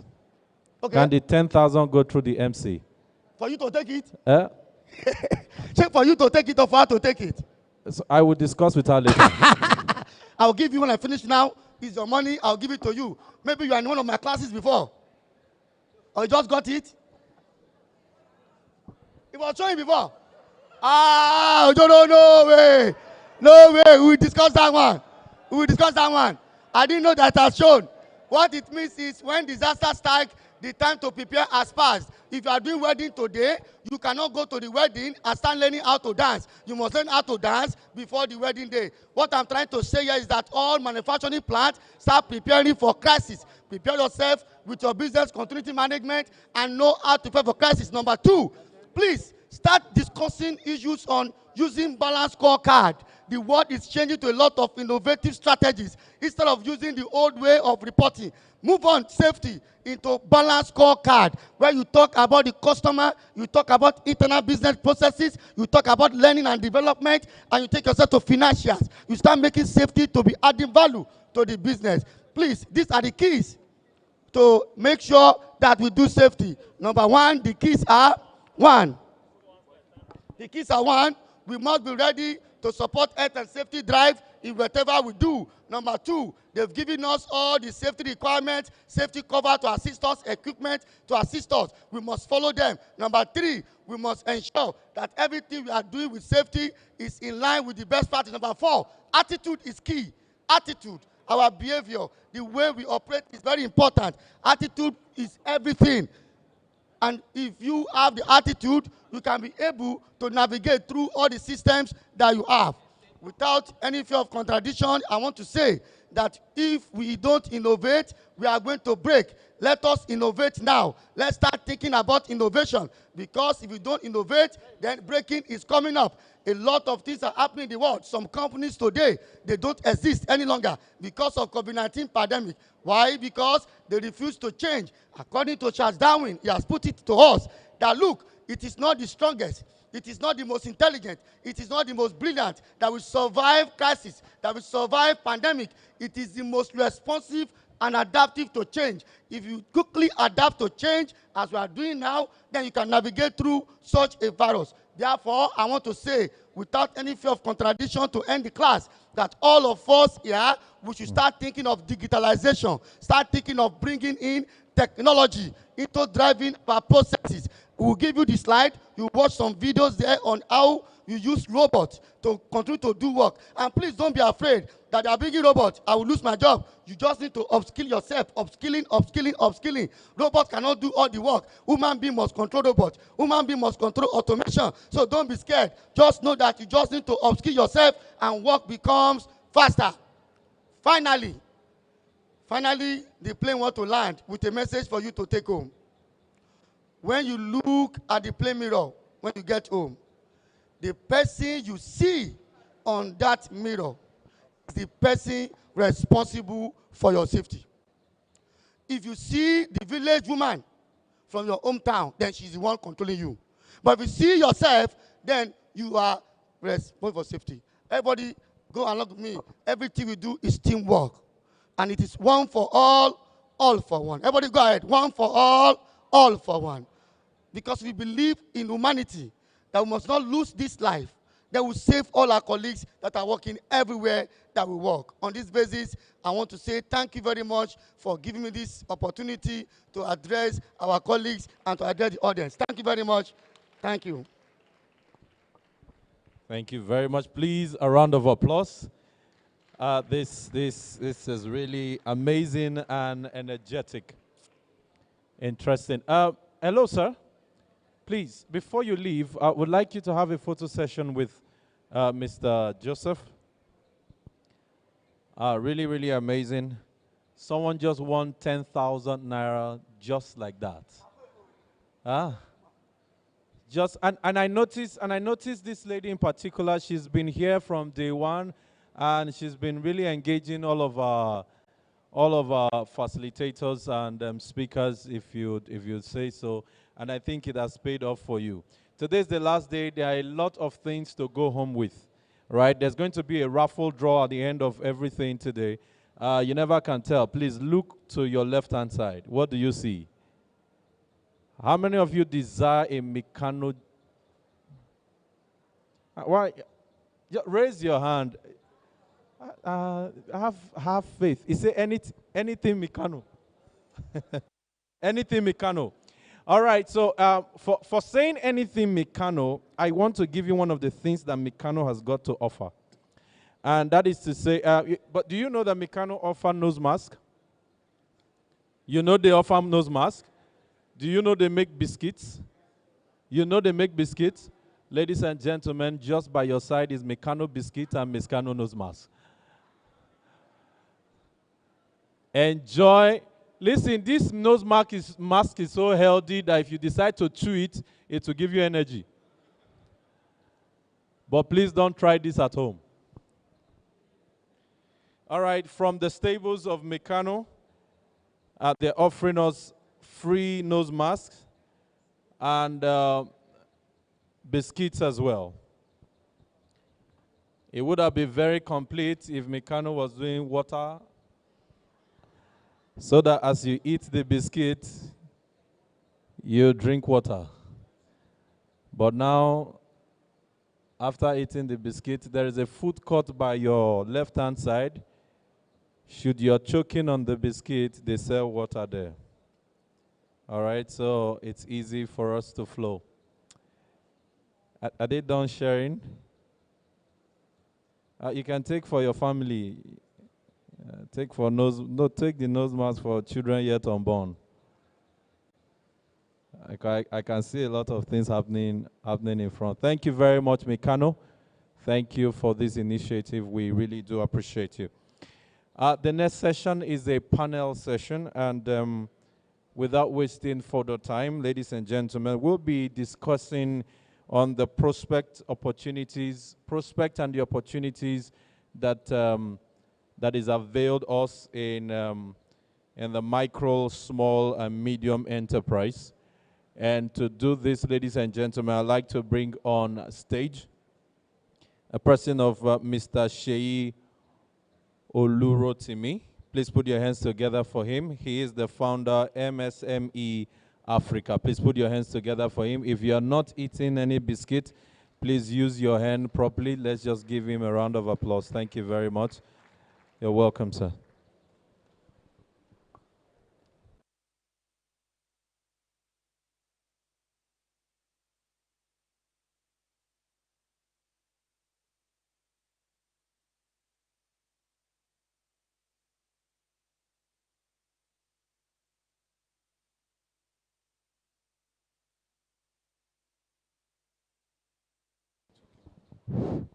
Good afternoon, everyone. Seems we are a bit distracted with the distribution going on. We are not, right? We're fine. Okay, good afternoon, everyone, and it's a privilege to be here to talk about micro, small, and medium enterprises and the opportunities and challenges available to them within the manufacturing sector. So this is going to be a panel session, like already mentioned. But before the panel session, I have a short presentation. Then after that, I'll call my panelists to come forward. Can I have the presentation on the screen? We're talking about the Nigerian manufacturing sector, opportunities and challenges for micro, small, and medium enterprises. And it's actually very interesting to note that the micro, small, and medium enterprises in Nigeria, as at the last count in 2018, according to Smedan and National Bureau of Statistics, we have 41.5 million MSMEs in a nation of 200 million. If there is anything we should commend Nigerians for, is our resilient spirit, our entrepreneurial spirit. And it's actually also very interesting to get to know that women are actually taking a very big role in the entrepreneurial space. Go on Instagram, you see a lot of entrepreneurs. Go everywhere, you see us. Nigerians, despite what is prevalent in the environment, despite the lack of infrastructure, we are so good at starting and running businesses. So like I said, we have 41.5 million MSMEs, contributing up to about 50% to our GDP and responsible for close to 80% of the employment in the country. That's quite interesting, right? Okay, so let me reel out some figures. As at the last count in 2018, we had 41.5 million MSMEs, like I mentioned. But it's also very interesting to note that out of the 41.5 million MSMEs, we have 41.4 that are in the micro sector. And when I say micro, I mean people who are doing less than 25 million, between 1 and 25 million as turnover. So this already tells me that whatever intervention the government is coming up with, whatever we are planning for the sector, we should pay a lot of attention on the micro guys because they are about over 90% of the bracket. So every time we come up with interventions or we're talking about MSMEs and we are thinking of the guys that are doing small and medium, we are not doing justice to that sector. All right. Please, the next slide. Then let's look at what the manufacturing sector is contributing. So, like I said, MSMEs are responsible for over 40% of the GDP, but the manufacturing sector contributes 10 to 15% of our GDP. So that tells me that that sector is very, very important. And the largest contribution from that sector is from the food, beverage, and tobacco. And they contributed about 4.5% of the country's GDP in 2020. So the manufacturing sector, the micro, small, medium enterprises, they are very pivotal to the advancement of the economy of Nigeria. Now let's talk about COVID because we cannot talk about everything. We cannot talk about any sector in Nigeria or even the world over without talking about the impact of COVID-19 on every sector. So what has happened because of COVID? The micro, small, and medium enterprise, enterprise sectors have been badly hit because they don't have as much shock absorber like the large corporate. And as a result of that, we've had cases of loss of jobs, massive unemployment. As at now, the unemployment rate in Nigeria is 33.3%. That is quite alarming. I'm sure somebody will agree with me. Then, of course, there has been salary cut here and there, financial crisis, revenue loss for businesses, and the most badly hit sectors are aviation, entertainment, hospitality, manufacturing, event, consulting, sport, and real estate. But of course, there are some other sectors that are thriving, like e-commerce, logistics, e-learning, telecoms, and healthcare. So what's the implication of this on businesses? Reduced purchasing power, change in states and preferences, necessity over luxury. So if you are doing luxury now, you might want to actually rethink your business model or probably retarget, because now a lot of people that could afford luxury before COVID could not afford luxury anymore. So COVID has actually affected a lot of things. It has affected the way we do a lot of things. And part of the report we had was, as of 2020, COVID-19 has altered operation of about 74.2 of businesses in Nigeria. And the African Development Bank also said that African GDP may drop by 88.3 billion due to COVID-19. So these are alarming figures, but I'm sure with our entrepreneurial spirit and our never say die spirit, we would bounce back. It might not be immediate, but I'm sure we would bounce back. All right, so let's quickly move on. What are the challenges and opportunities available? And that's going to be the crux of what we are discussing at the panel session. What are the challenges that we'll see in the manufacturing sector for micro, small, and medium enterprises? Some of them that I could already think of we have the power problem with logistics, moving things from one place to another. Regulatory environment might not be totally favorable. We have to cope with inflation, and inflation figures are actually going up at very, very alarming rates now. Then, of course, human capital and funding. What are the opportunities? There is an opportunity for us to digitize our processes and make things a lot simpler. And of course, with government intervention here and there, we can actually make headways.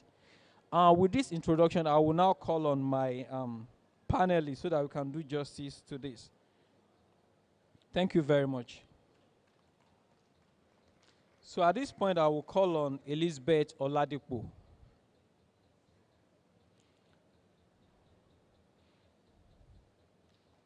Let's clap for her, please.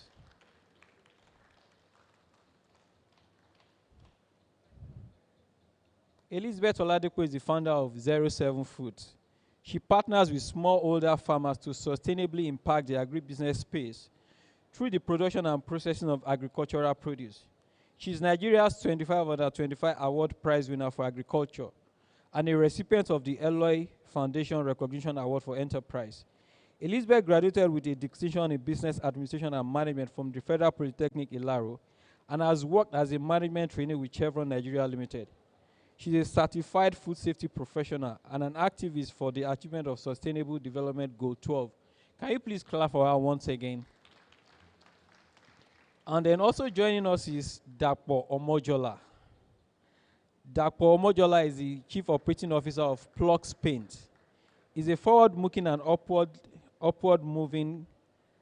He's forward-looking and upward-moving. He's a life enrichment specialist, a published author, public speaker, capacity builder, trainer, and entrepreneur. Let's clap for Dapo once again. All right, so thank you very much.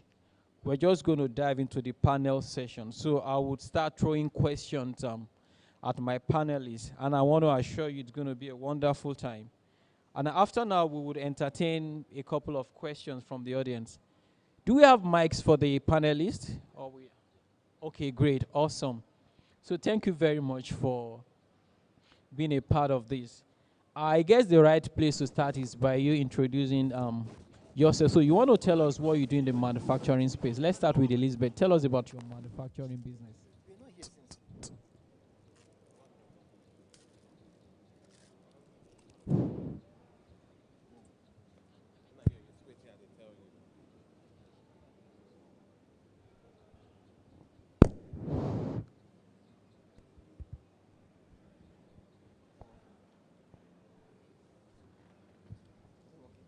Yes.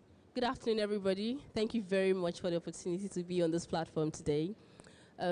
My business, 07 Foods, we are an indigenous company established to ensure the sustainable production, addition of value, sales and distribution of agricultural products. So we have our pilot products like the yam flour and unripe plantain flour. And socially, we actually reduce environmental pollution caused by burning of crop residue by turning our crop waste like the yam peels and plantain peels into livestock feed. So that's what we do at 07 Foods. Thank you very much, Elizabeth. Let's move on to Dapo. Thank you so much. It's such a pleasure to be here. I coordinate Plugs Paint, but at the moment, but the most of my effort is on Eridat Investments, where we make tissue papers and serviettes. And we have value addition to our serviettes by branding them for special occasions. So we don't just make serviettes like every other person does. If you are marrying, we can say A marries B and have it imprinted on it. And our tissue papers too, we try to put a little fragrance so that it doesn't look all that terrible. So those are the little value additions we have to our products. And basically tissues and serviettes, and for Plugs Paint, we make paints to color your world, as it were. Thank you. All right, thank you so very much, and I must commend you. For anyone that is still in the manufacturing space at this time, despite all the challenges and of course, despite COVID, I want to commend you. So that will probably lead me to my next question, and I will direct that at Elizabeth. So COVID is still here. I mean, a lot of people are talking of post-COVID, but the truth is COVID is still here. In Nigeria, we have witnessed the second wave of COVID, and in some countries like India, they are talking about the third wave. They are talking of another round of lockdowns here and there. So how will you describe the effect of COVID-19 on your business? Okay, so the effect of COVID-19, so we had more of a positive impact than the opposite. This is because before now, we've actually positioned ourselves technological-wise and put ourselves out there so people really know the impact of, now that more people are actually moving into using technology to get their goods, and a lot of people are looking into getting safe food. You don't want to go to the hospital. You don't want to buy something from a place that, you know, your produce has been cross-contaminated, and then maybe you have stomach pain or you have diarrhea, you go to the hospital and they want to test you for COVID. You actually be scared. Nobody wants to be tested for COVID. I don't know if I'm correct. So people actually want to buy safer food. They want to know they get food from a reliable source. So this is where we come in. And during the COVID, we actually doubled our revenue up to by 60%. This is because we collaborated with other small business owners, got food produce together, and provided convenience to our customers. So convenient and secured payment, access to produce, you know, you're in your house, you can just order for items and they get to you safely. So the negative side of it was logistics, you know, moving your items, farmers are not available, people are scared to come outside, like nobody wants to come outside. But at the same time, we got help from government because there were permission letters. You could go out and, you know, just show your documents that, okay, you are a manufacturer, and yes, you were able to access it. Wow, that's quite interesting. Okay. That is quite interesting to know. I mean, when others are saying COVID had negative effect, that was when you actually increased your own sales. I want to know if that's the same case, if the case is the same with Dapo.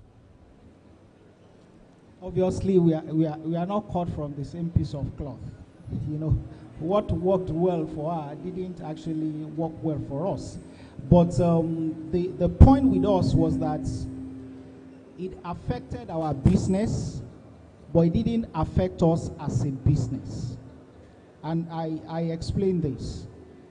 It affected our business in that people couldn't come to work, we couldn't source clients, we couldn't sell, markets were short, supermarkets were short, and all that. But it didn't affect us as a business in that maybe by stroke of luck, or I don't want to say it's by anything we did particularly, but interpersonal connections, we happen to know a pharmaceutical company that was in operation during COVID. So they had the permission, they had to make something, so they were working. And you can imagine a big pharmaceutical company, the number of factory workers they have. So they needed those people to come to work and produce. We have 2 sales vans. One had a seat. They needed vehicles to move workers. Someone very close to me working in school. Schools were short. About 10 buses on the ground. Can we have your buses? I will give you X amount. And I outsourced the buses to the pharmaceutical company. So during COVID lockdown, we were laughing. I was smiling. Even though our primary business was suffering or was in limbo, but as a business, we didn't suffer because we were able to temporarily pivot into some other things that sustained us during that period, and workers were still kept, on their beats. Wow, that's quite interesting. So, I mean, when situations like that come, you just have to start thinking on your feet, and that was what got you out of the whole situation. Now, since we are talking about challenges, and challenges are not particular to any sector. Every sector of the economy would face challenges. Now we are talking about manufacturing. And I'm going to direct the questions at both of you because I'm sure you both face challenges in your business. So if you were to talk about your top 3 challenges in your manufacturing business, what would they be? Let's start with Elizabeth. Okay. So for my business, the top 3 challenges, there are loads of challenges, but let's just streamline it to the top 3, right? So we have infrastructure, power. Like that one is standard. We all know that power is a major issue in Nigeria, especially for manufacturers. Then there is unstable government policies, and then there is logistics issue. So we'll start by power. Like, you know how much we spend on diesel, you know how much we spend on fuel, and the current situation of the country where the price just keeps fluctuating like NEPA. So it's really bad that every time we need to review our prices, you need to review on how you want to reduce your overheads because this is increasing and whatnot. And then the roads, like there's bad road network from the farms. And as a small business, at this point, we are not able to say, okay, let's construct a major road that will lead to our farm only. It's not possible. We will need the support of the government to actually do all these things and actually make life and business life, much more easier for people. And then talking about unstable government policies, like this government is here today, this is what they want, and then another government is here the next year, and you have to do something else. It's quite tiring, and I think these are the major issues we face in our business. Okay, so power, logistics, and unstable government policy, those are your 3 major challenges. Okay, so let's move over to Dapo. All right. If our challenges are not similar, it means I'm not in Nigeria. So the challenges, they are very similar. Power is huge for us too, because it got to a point we had to go off the grid. When you have intermittent power outages, it has a backlash on the machines. And you're going to be spending more on the machines, you're spending on diesel, you're spending on repairs of generator and all that. So we just decided to say, hey, can we just face one power source?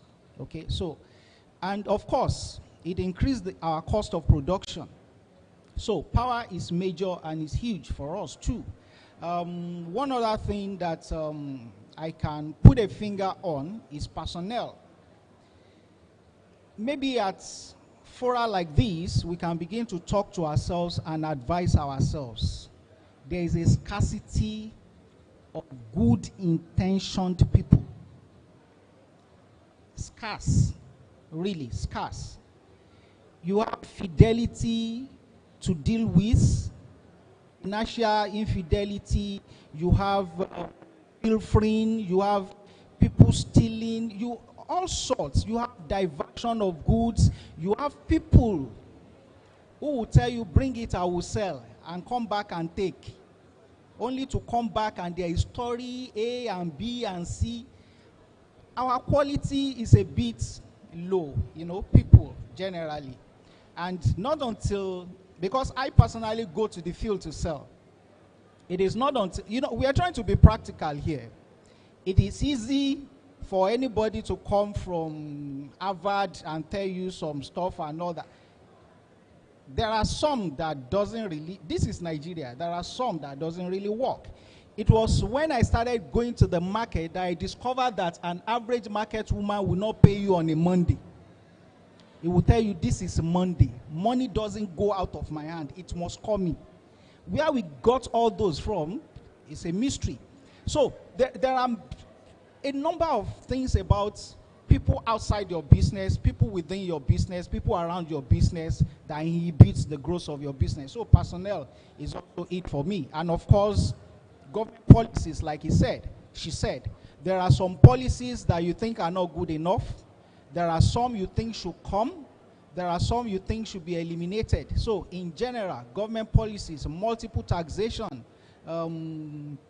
you have encounters with different kinds of bodies, and you wonder how you are going to make a headway with that kind of body. So pretty much similar to the challenges she mentioned. Okay, so if there is a recurrent challenge here, it's power is a recurrent challenge, and I'm sure everybody agrees with me that the power situation in Nigeria can be a lot better than it is right now. So Dapo talked about power, he talked about the personnel problem, and of course government policy. So Dapo, you delved into power. I'm going to throw this question at Tamara, at Elizabeth. So how do you handle the people problem in your organization? Do you have challenges with the people, recruiting and retaining personnel? Yes, a little bit of issues. Okay, so for my business, we are still MSME. So we have just about 5 people working with us. But these people are based on contracts. Like having a full-time staff to work for my kind of generation, it's quite hard. They'll be like, see, this one I want to come and be my madam. So sometimes I don't even show up like I am the owner of the business. I show up like the HR. So if there's any problem, come and deal with me so I'll know the kind of person you are. So there are issues in this business, like hiring people. And then there are some people that they even want to earn like way above like normal rate for a kind of particular core or duty. And some people don't even keep to, like, give them job description, they don't want to know.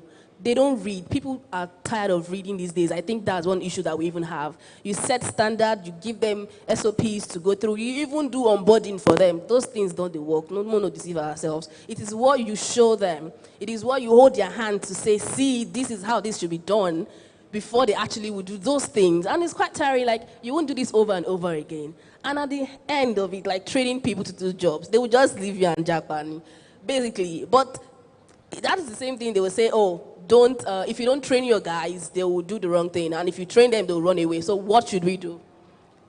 Where will enter? So yes, there are issues in hiring, but I hire more contract staffs because of the kind of work I do. We're in production. We don't do production every day. So when we have major production, I call my guys, they work, I pay them off. Then I have e-marketers. That's what technology has even done for me. I have e-marketers that do this marketing and sales for me, and I'm good to go. No much stress, babe.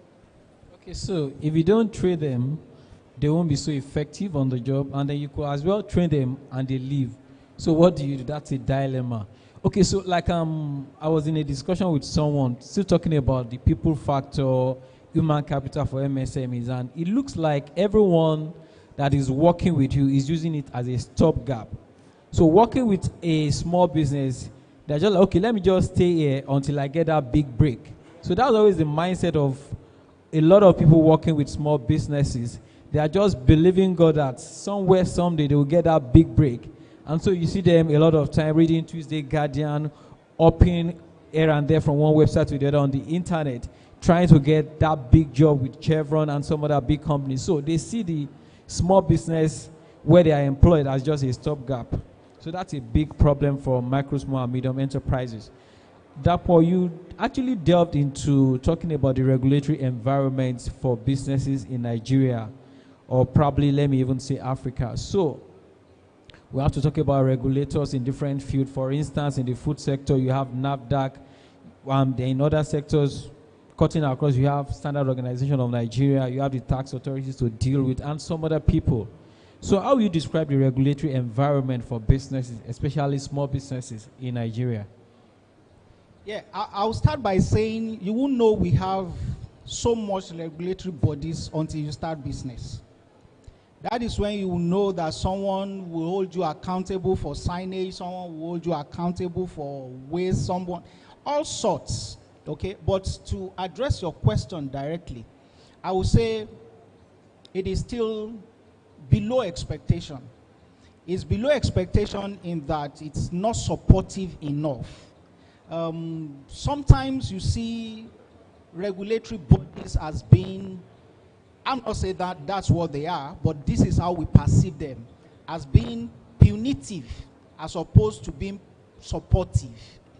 You ask yourself, are you here to support my craft, my business, or you are here to pummel me so that I go further down? What is really the idea behind your regulatory powers? For us, like I said earlier, we had branded vehicles to do marketing, to go around town. And at the beginning of the year, you get some permits, different kinds of permits. I mean, without exaggerating, if you put those papers together, there should be about 12 or 13 different papers, badges and stickers and all that for the vehicles. And we try to do this so that we save our neck, only for you to get into the middle of the year, or even by March, some touts will just stop you and tell you this is another new one. And you ask yourself, who are the people thinking last year that they couldn't have come out with everything that they go, and I have them and move on? Down the year, August, there will be other ones. And when you go to the local government, they will absorb those guys of any blame. As a matter of fact, they are working for the local government. They are not actually touts. They may be touts, but they are working for them because they back them up. So you have all these to deal with. In our own case, we had some people who are looking for effluent and discharges. That was something they called it. I said, you know, talking about sewage and all that. I said, we don't do any sewage, any dirt here. All right? So sometimes you are free from one and others will come. There was a practical instance where the local government came and we said, okay, this is what we are doing. And this is, we are in a part of Ogun State that is adjoining Lagos. This is what we are doing. We are just starting. For this kind of request we are making, we can't afford it for now. But they insisted, what do? You have to pay. And where do you transfer your cost to? Onto your customers. So it's I believe it's still below expectation. We can do better. I really want to agree with you that it is below expectation. We just keep hoping and praying that things get better when it comes to regulation, so that our regulators don't become strangulators.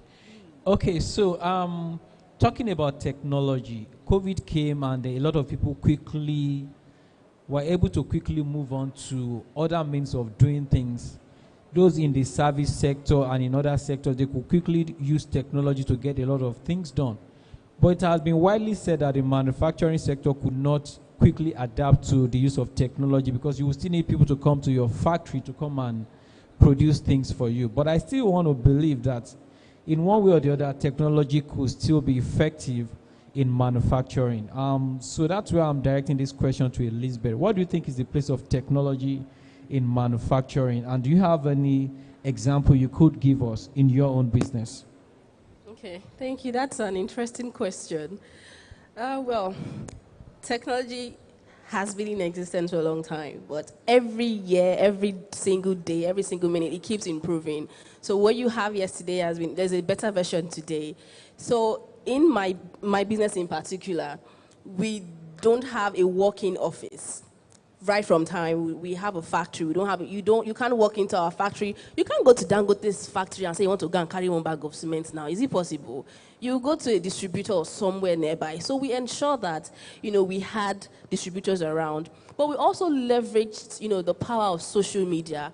We are strong on social media. Like our social media presence is 100. So we have Facebook and Instagram. But the thing is, we are not on all platforms. So I think that's the mistake most of us make. We try to be on all platforms at the same time. My customer is not on TikTok. My customer is actually on Facebook. And so I don't need to be everywhere at the same time. So me knowing how to segment my market, I'm able to devise that, okay, this is where I can get my customers. Automating our processes has been amazing. I don't need to be online 24/7. Technology has helped us, to improve our speed, efficiency, and also work remotely. Like I said, we have e-marketers. People would work from their houses and earn money. They don't need to come to the office. I don't need to spend that extra money getting a fancy Instagrammable office. Nowadays, a lot of people just want to go to the office and take pictures like, hey guys, I'm in the office, it's time for work. A lot of my generation. But that's not the case with technology. That's helped us, make things remote. There is speed, there's efficiency. You can attend to and reach as many customers as you are before. You couldn't do that, right, if there was no technology. So I think technology has actually done much more good for us in our business. Okay, great. So technology would always find its place in any sector. And one other thing you said, you should know where your customers are and then use technology to get them where they are. All right. So let's talk about funding. I'm sure it's actually very interesting. Then when you were talking about your challenges, none of you mentioned funding. So I'm sure you guys, probably some people are cutting soap for you, or you have some people bankrolling you somewhere because you didn't talk about funding. So do you have challenges with funding, Dapo? Well, on the average, everybody will want to talk about funding, but for me, I was deliberate about it. I deliberately left funding out of it because on a number of occasions we have been advised that it's not, in most cases, it's not really the issue. Okay, so I just give you a brief story of where I started from. So I was working as a procurement manager of the leader in the tissue and paper industry. I was able to garner enough experience. I knew almost everything about what they did, to the extent that there are about 4 other tissue companies in Nigeria today that I consulted for in their establishment. So I had that information. I had the idea. I had the know-how. I'm talking about funding now. Then someone was going to go into it. I didn't have that kind of money to do that. Then I was the go-to person. That, well, how can we get this done? So between you and I, my equity was my knowledge. I didn't put any money. My equity was my knowledge, my know-how. I was the one who sourced for the machines from China, went to buy. I ensured the installation. I had known that much about the business. Plus for raw material, I did the business plan, everything. Okay, so, and that was what was documented as my own, investment in the business. The business wouldn't have taken off the ground if I didn't bring that to the table. So it was a matter of sitting down and say, how do we monetize this knowledge, this that I'm bringing to the table? And good enough, those people had the money. They were willing to cut the soap. So they had the money, and they said, okay, let's partner. And that was it for us. But as we speak now, there are a number of opportunities to raise money to, buoy our businesses or to even start. There are a number of interventions by the government, but most of us are laid back because we believe that those interventions are from set of people. I can't get it. It's not available. They are just publicizing it. When we apply, why don't you just apply first? Why don't you just do your bid first? And some of them, we get to lose out of them because we don't do our due diligence. We think the place of people who know about it is irrelevant. Why do I need a consultant? Why do I need to speak to someone about how to go about it? People do get these grants. People are getting them. So there are grants. I don't want to talk about the well-beaten path of raising funds, savings, family and friends and all that. We've heard so much about that. But we know that those can only take us this far. When you need the real mileage, those grants are available now. At least with this present administration, we might not want to take that away from them. They are doing so much in that direction. So for me, I'm talking about my peculiarity. I'm not saying that's what cuts across for everybody. But of course, funding is an issue, but not so much of an issue. Thank you so very much for that. And of course, like you mentioned, government is doing the bit they could do, especially with the MSME Survivor Fund. You have different tracks. You have the guaranteed offtake scheme that ensures that when you produce, they give you fund to produce and also ensure that there is a market for you already, and some other scheme. So in rounding off now, I'm going to direct my last question to Elizabeth. You operate in the food sector, and I know in that sector, you have some regulatory issues, and almost everybody complains about the fact that they need to get one document or the other from NAFDAC, and they get delayed here and there. But I read somewhere some days ago that NAFDAC has simplified their processes, and you can actually get your approvals or whatever online, and then the cost has been reduced. Tell us your experience with NAFDAC as we round off the session.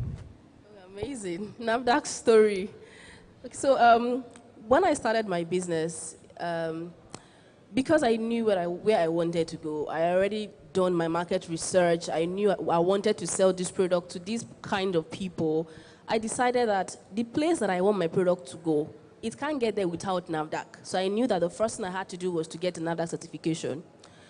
But at that time, it was not online. However, NAFDAC is now online. So I got an agent, set up a factory space. See, that's the problem. If you don't have knowledge about something, please ask.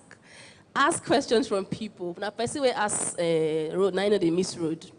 So I rented a space, set up a mini factory, and for the purpose of NAFDAC. Meanwhile, on the other hand, I could have actually used an incubation center or even used my house, because you can actually get NAFDAC from your house. You just need a space that has no toilet. You just need a space that is, spacious, somewhere that has enough space, so to say. But now you can actually do NAFDAC from online, from your home. Inspections are even done online. So the thinking of, NAFDAC is heaven on earth, the almighty formula. If you don't have so amount, you cannot do NAFDAC. I actually want us to trash that thought, because NAFDAC has actually simplified their processes. They are more cost efficient, and I don't know, I can't say much about the speed, because I've registered my business, with NAFDAC before now. But I have friends that have actually done their certification online. They've gotten their certificate, like Tesla Foods. They've gotten their NAFDAC certification for their products, and they did all this online. So yes, you can use incubation centers. They're everywhere in Lagos, where they have the machines. You just go with your product, pay them, they can serve as an agent for you, or you just use their center and do it online. So whichever way works for you, yes. Yeah, thank you so very much for that, especially for the enlightenment. Okay, so we have come to the end of the panel session. And I think we can entertain probably just one question. If anyone has a question for the panelists, we'll just entertain one question, because we're actually running out of time. Okay? I have two people. Do we have microphones for them? Oh, 3 people.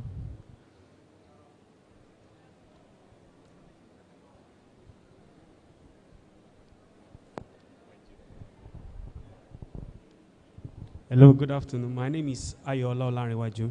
My question goes to you. How are you managing your dryer for your plantain flour? Okay, great. Okay, so for my plantain flour, because it's mine is locally made, so we actually practice everything Nigeria made in my business. So my own dryer is locally made, and we created a space, like a shade outside, because it uses gas, and you have to heat and everything, so it's outside, but it's under a shade that also allows air to, circulate. So my dryers, the shelves, the sheets inside the dryers are always washed. Like, if we don't use it at all, we wash it weekly with warm water. The dryer is stainless, it's a full body stainless and all of that. So yeah, I think weekly cleaning, just keep it out of sun, it will function well. My question goes to you. My name is Tosin Akitomide. You said something the other time. You said if you don't train them, there won't be performance, and if you train them, they will leave. And you do expatiate more. So in that case, what will you do? What you do is you train them. Whether they leave or not, you've done your part. See, the thing is, okay, I'm not trying to go spiritual, sorry, but, okay, I'm not trying to go spiritual.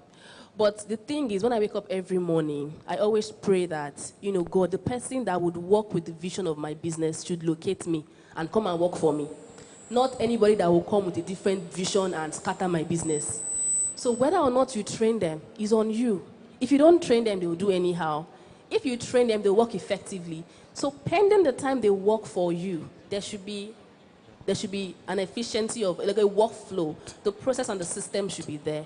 When they leave, if you already have documented processes, the next person coming, but you won't spend so much like you have on the first person because you already have all the documents. So I think the best answer is to train them, whether they leave or not.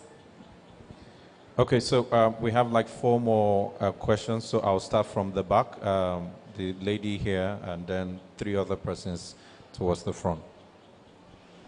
Hello, my name is Latifa.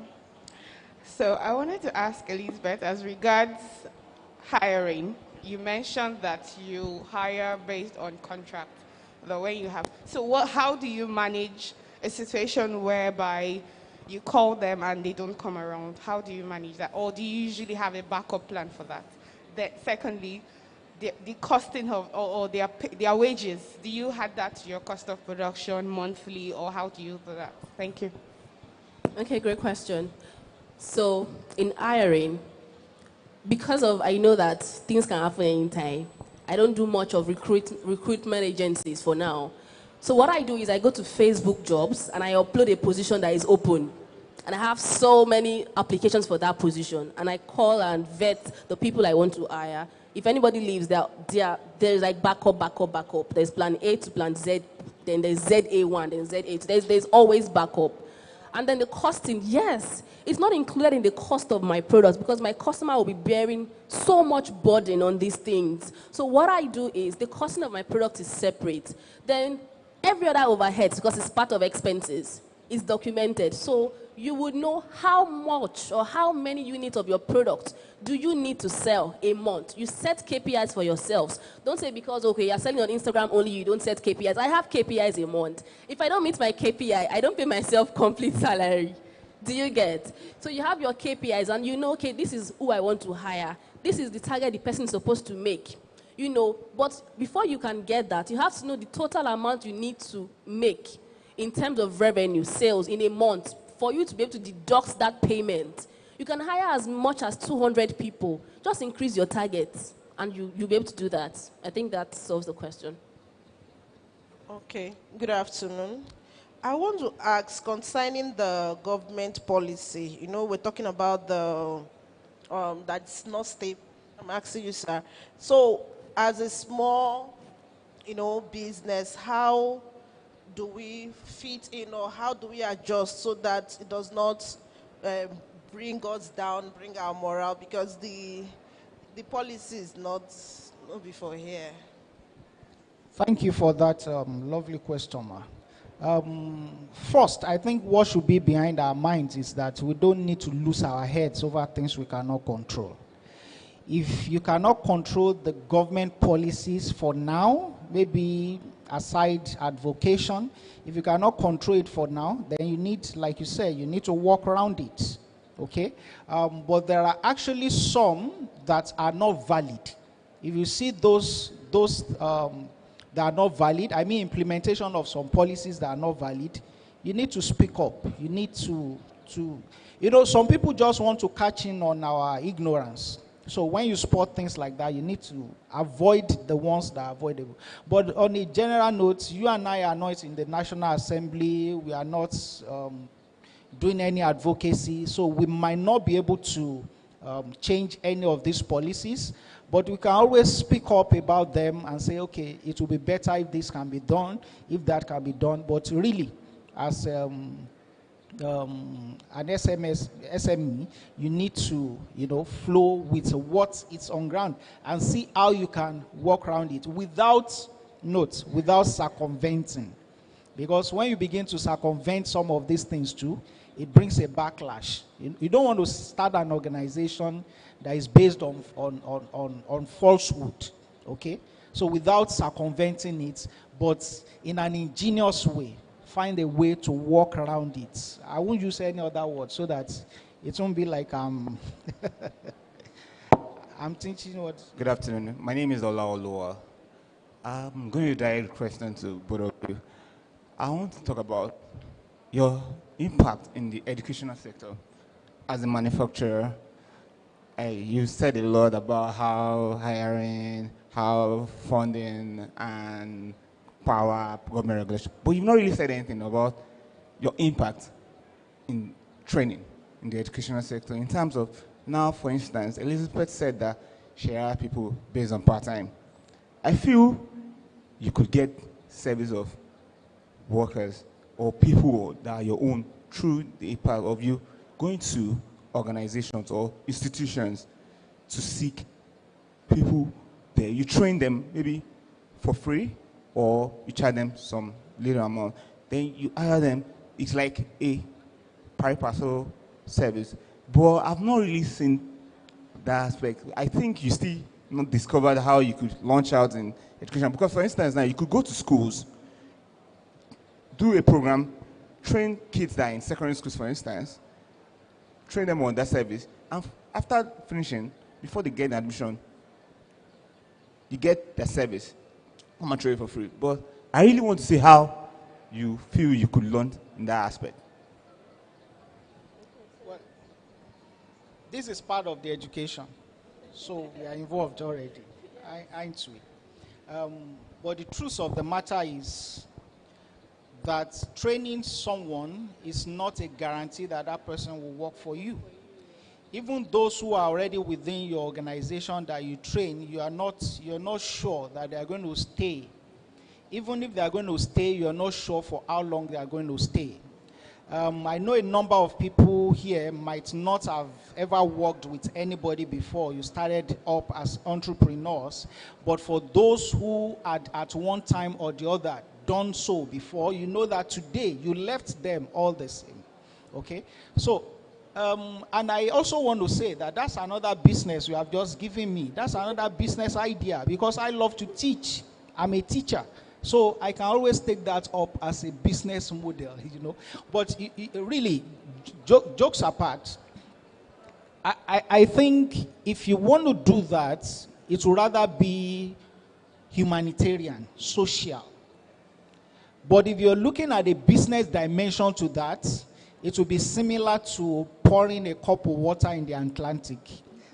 You don't know where it's going to flow. But if you want to do it as a social venture and say, I'm just doing this for humanity so that wherever these people go tomorrow, they are going to be better people, valid. But if you're looking at your business interest tomorrow, stories will change.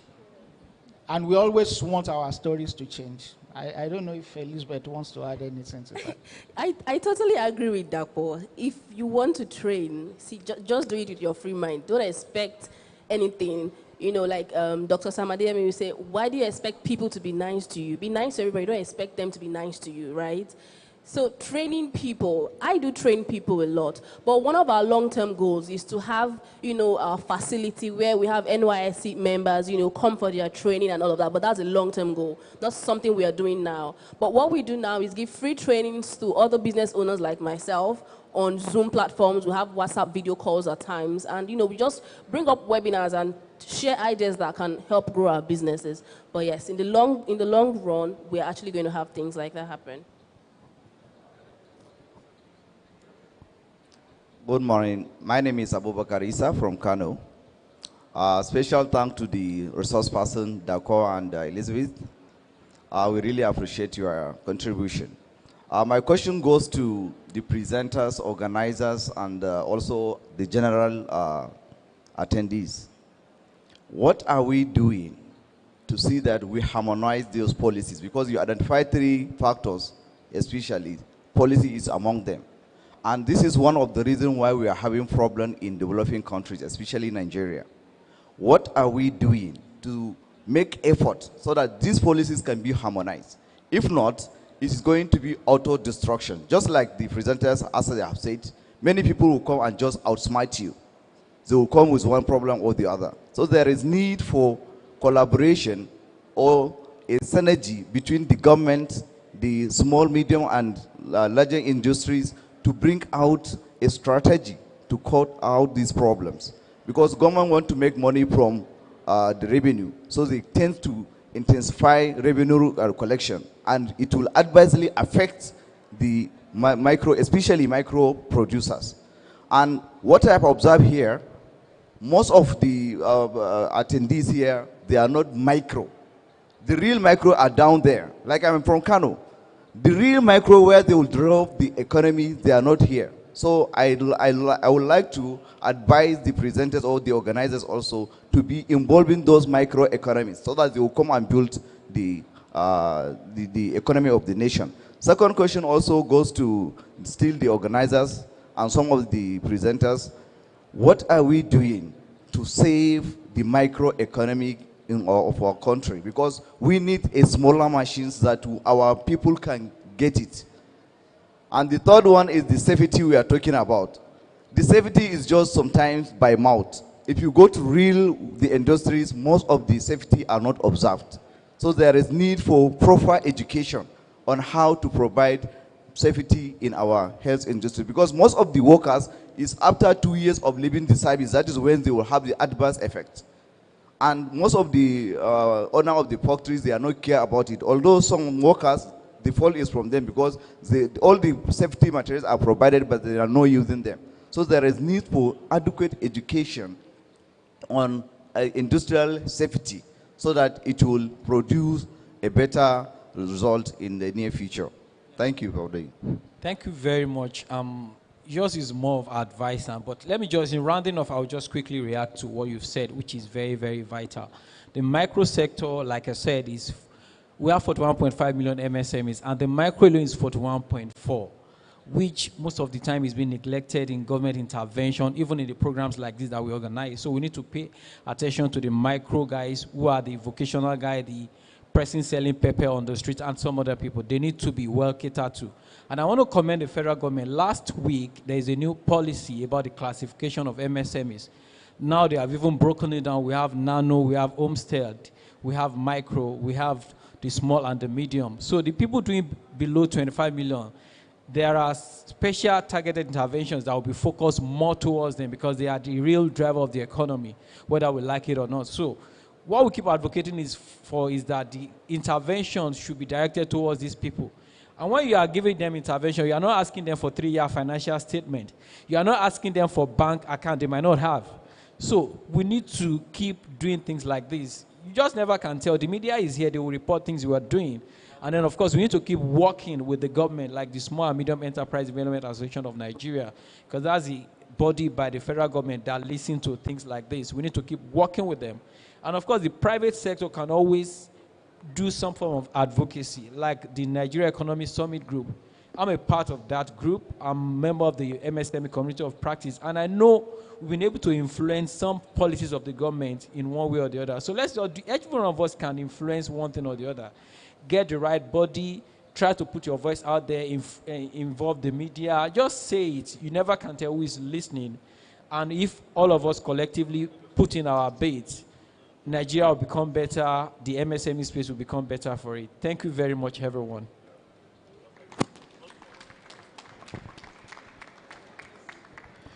Please, thank you very much. Once again, a round of applause for the great panelists. But please, before they go, we'd like them to have a photo session with the...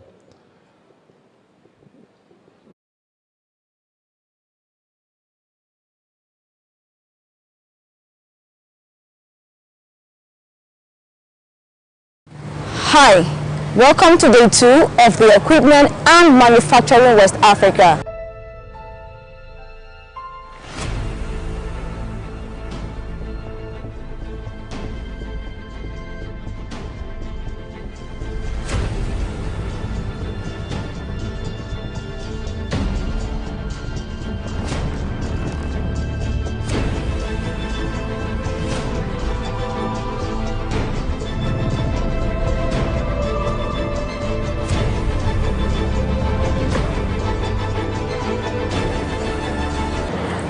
day 2 of the Equipment and Manufacturing West Africa 2021 has just come to an end, and it was a wholesome experience.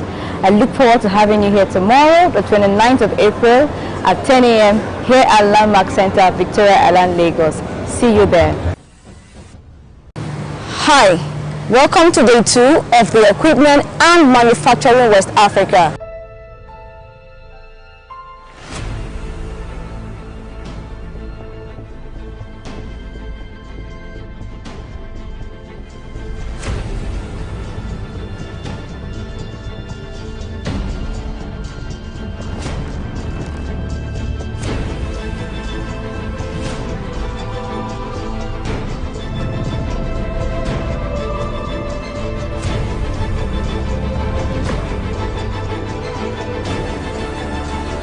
So, day 2 of the Equipment and Manufacturing West Africa 2021 has just come to an end, and it was a wholesome experience. I look forward to having you here tomorrow, the 29th of April at 10 a.m. here at Landmark Center, Victoria Island, Lagos. See you there. Hi, welcome to day 2 of the Equipment and Manufacturing West Africa.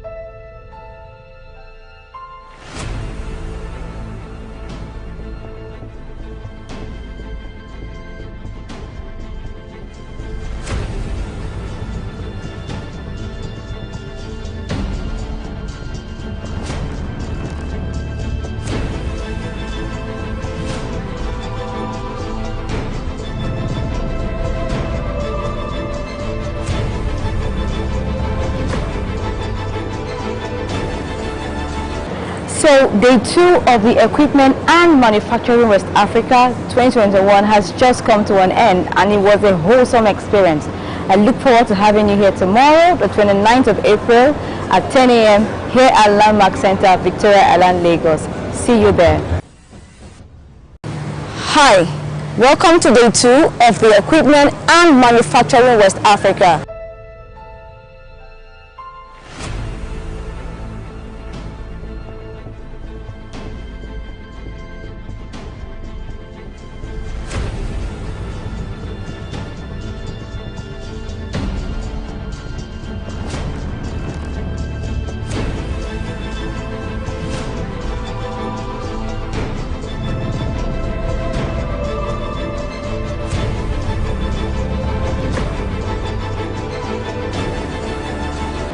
So, day 2 of the Equipment and Manufacturing West Africa 2021 has just come to an end, and it was a wholesome experience. I look forward to having you here tomorrow, the 29th of April at 10 a.m. here at Landmark Center, Victoria Island, Lagos. See you there. Hi, welcome to day 2 of the Equipment and Manufacturing West Africa.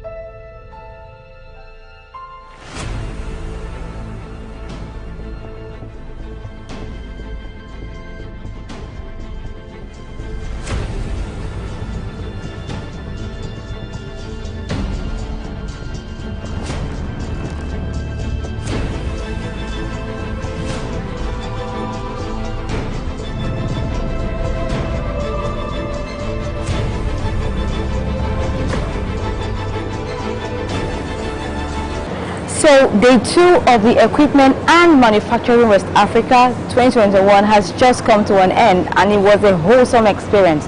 I look forward to having you here tomorrow, the 29th of April at 10 a.m. here at Landmark Center, Victoria Island, Lagos. See you there. Hi, welcome to day 2 of the Equipment and Manufacturing West Africa.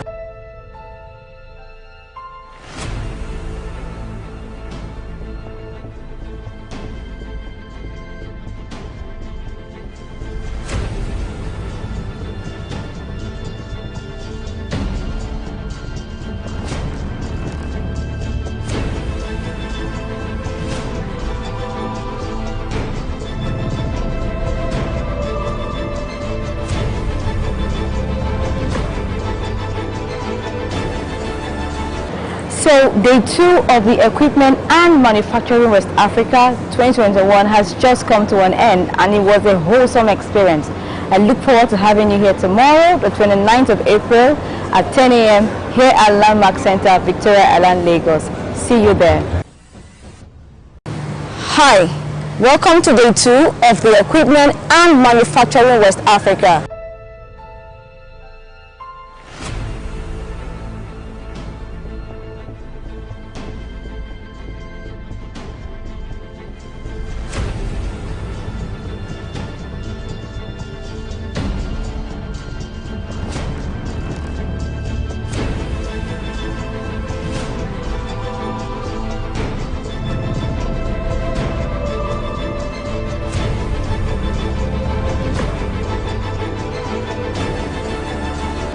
So day 2 of the Equipment and Manufacturing West Africa 2021 has just come to an end, and it was a wholesome experience.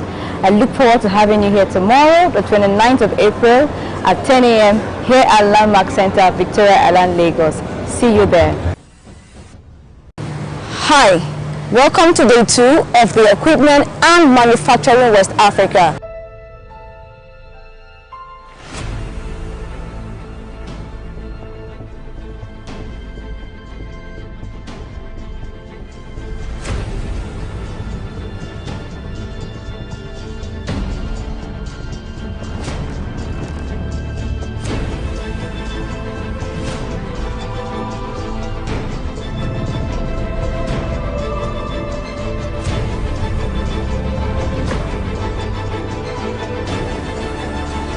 So day 2 of the Equipment and Manufacturing West Africa 2021 has just come to an end, and it was a wholesome experience. I look forward to having you here tomorrow, the 29th of April at 10 a.m. here at Landmark Center, Victoria Island, Lagos. See you there. Sow those seeds to bringing about the relationships that make it happen. Thank you very much, Emwa, for this, and I believe that this will basically contribute to what we're trying to do in Lagos. Thank you, ladies and gentlemen.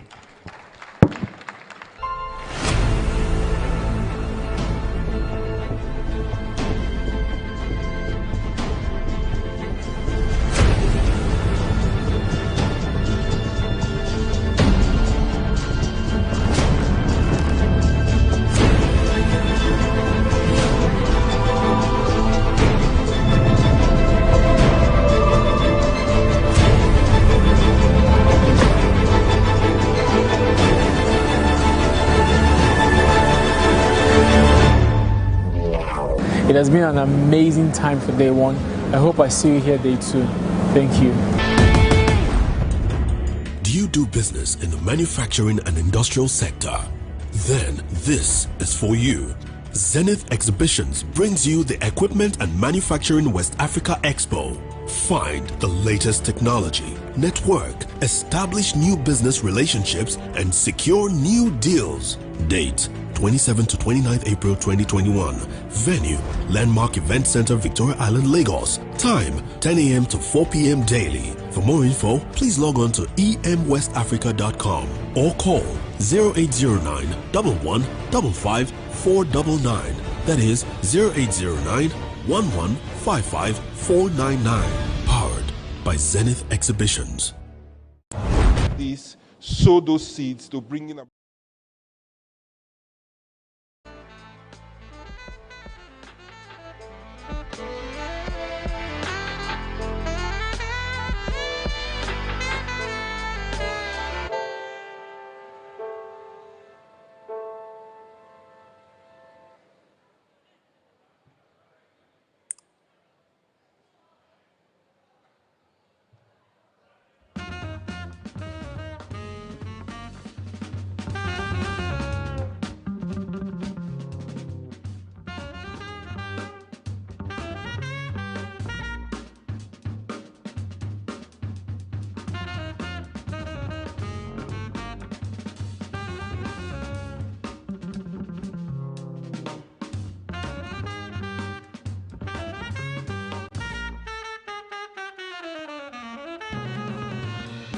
Distinguished guests, ladies and gentlemen.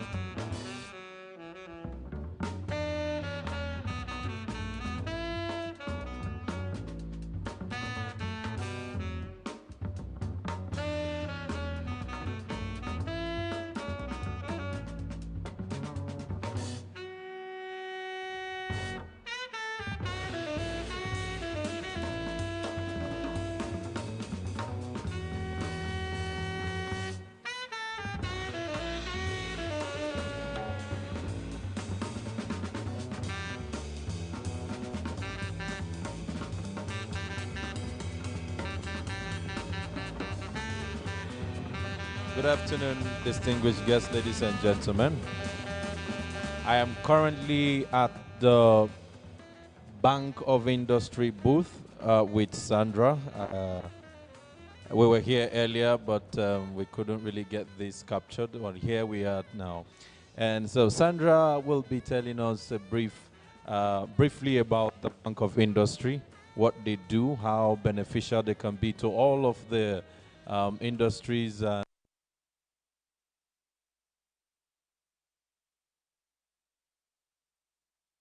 Hello. Okay, so she will be telling us briefly about the help they can render to industries around and how beneficiary this event has been from day one. So over to you, Sandra.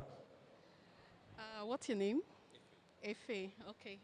Good afternoon, everyone. I think this is afternoon. And thank you, Efe, for this opportunity granted to us here at Bank of Industry stand. Okay, Bank of Industry is a development finance institution, and what we do is aid government expand the real sector of the economy. Okay, and every institution here, every organization seated here or that has a stand here is part of the real sector of the economy, because we develop this real sector.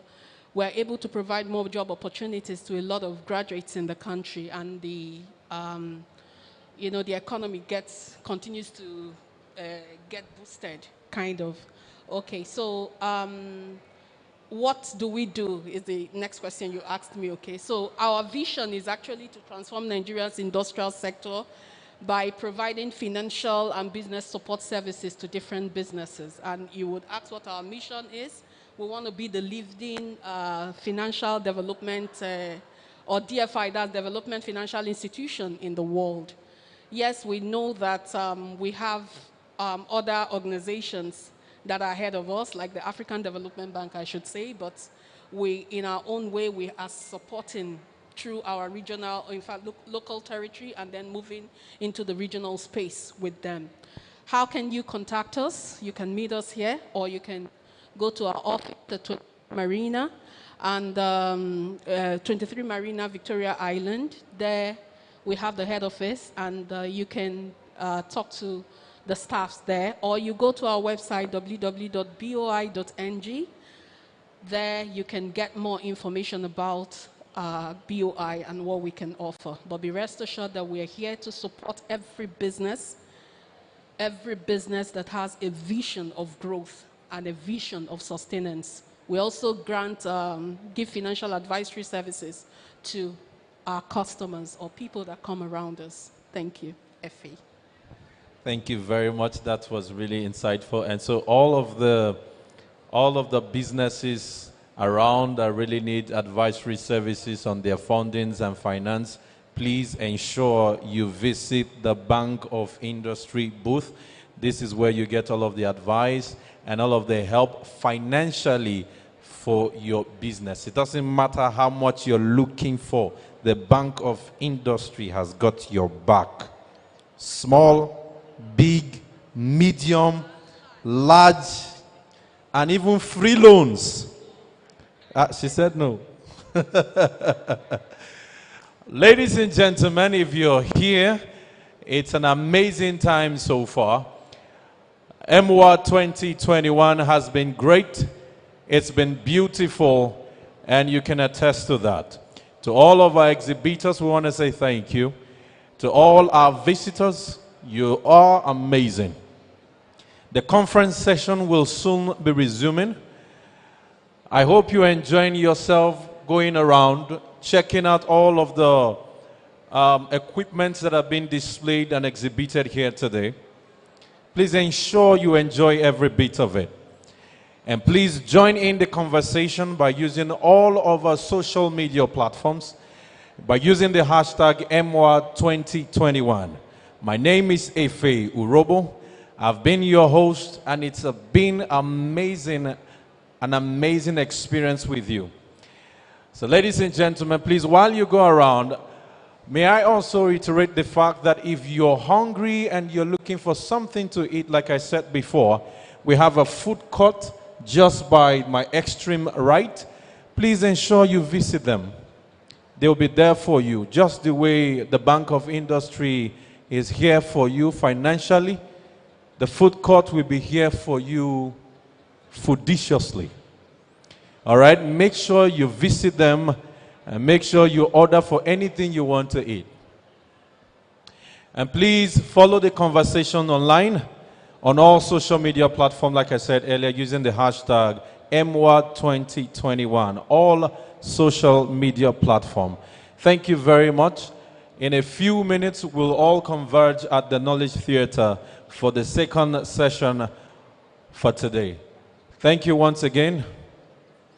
And please be informed that this event is being live streamed.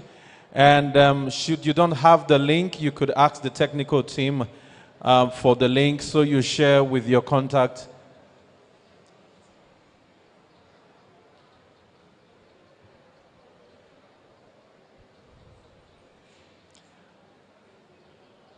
All right, it's been streamed online on Facebook and YouTube. Zenith Exhibition online on YouTube and Facebook. Please share the news, share the good news, and thank you once again. We really, really appreciate you.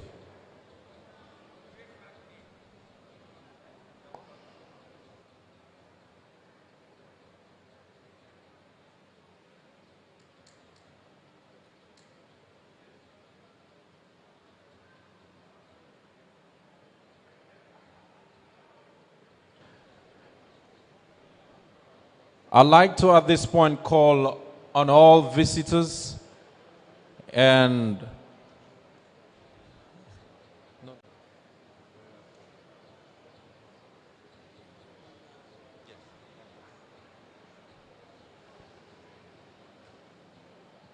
I'd like to call on all visitors and delegates from our exhibitors to please converge at the Knowledge Theater. The next session is about to commence.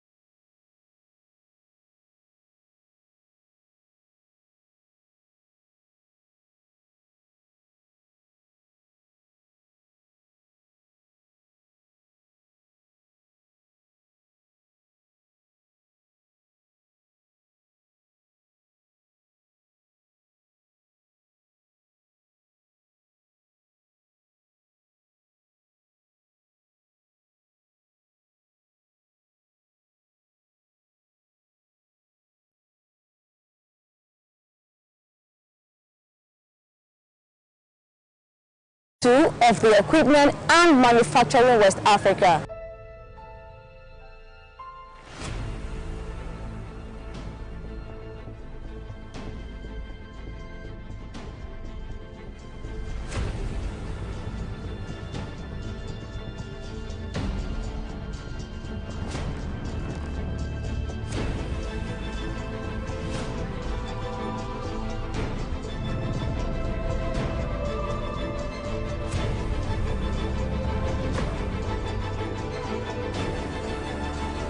So day 2 of the Equipment and Manufacturing West Africa 2021 has just come to an end, and it was a wholesome experience.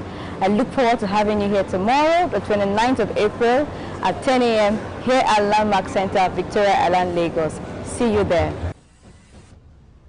Hi, welcome to day 2 of the Equipment and Manufacturing West Africa.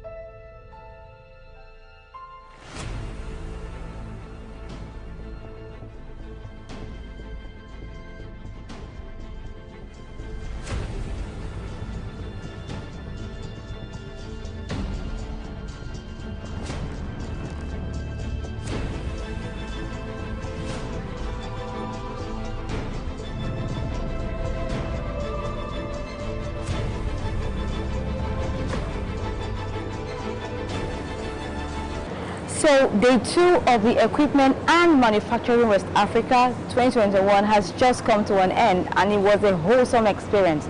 I look forward to having you here tomorrow, the 29th of April at 10 a.m. here at Landmark Center, Victoria Island, Lagos. See you there. Hi, welcome to day 2 of the Equipment and Manufacturing West Africa.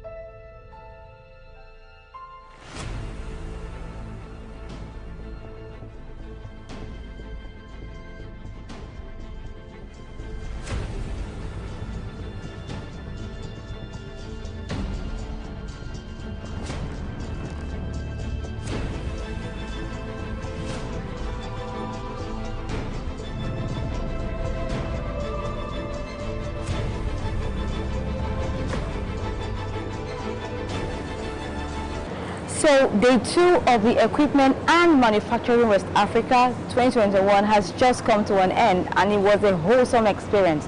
I look forward to having you here tomorrow, the 29th of April at 10 a.m. here at Landmark Center, Victoria Island, Lagos. See you there.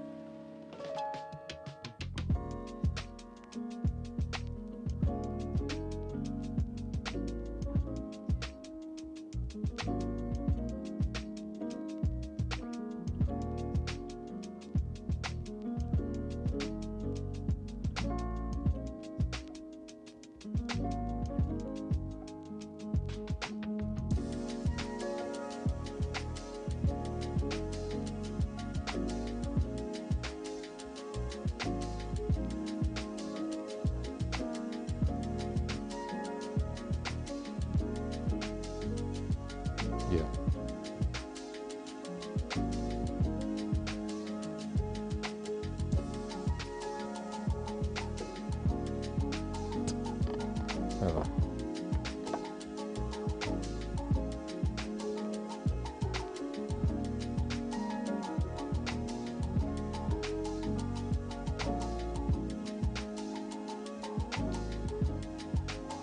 Thank you.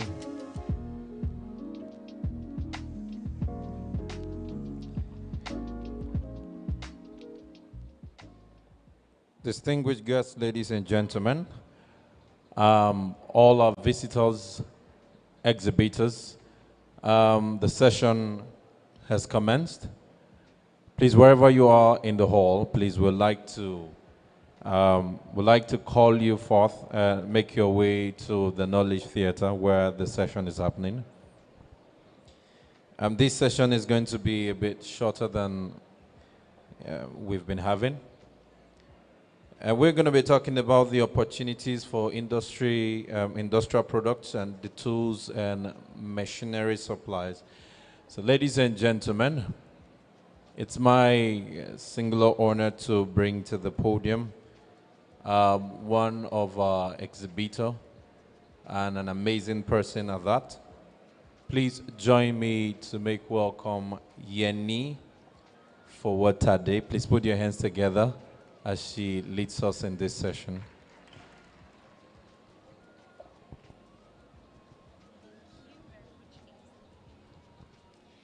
Good afternoon, everyone.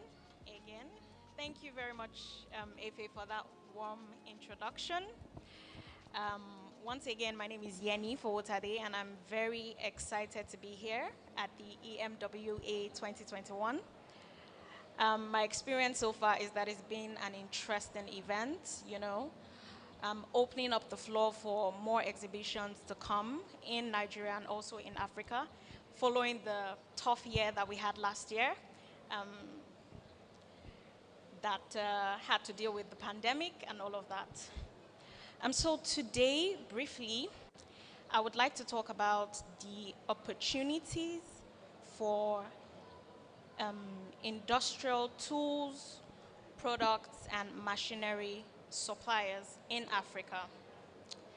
And to quickly introduce my company again, I work with a company called Africon GmbH.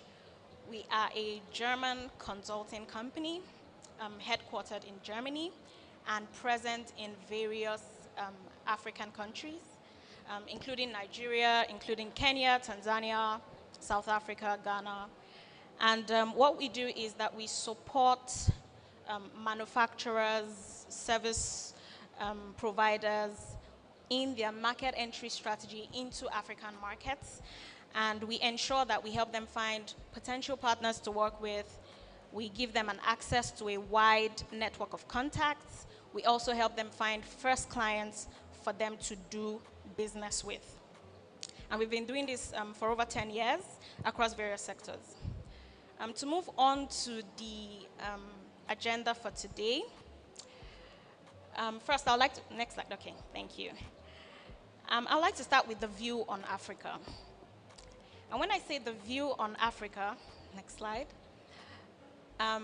this is mainly about the perception of our continent. So from the outside, what do people think of when they hear Africa? And as much as we are a developing continent and we have a lot of developments that have been ongoing and are visible to the world, we see that when you speak to some foreigners, you would hear things like Africa is filled with sand, it's filled with poverty, it's filled with diseases, it's filled with crime.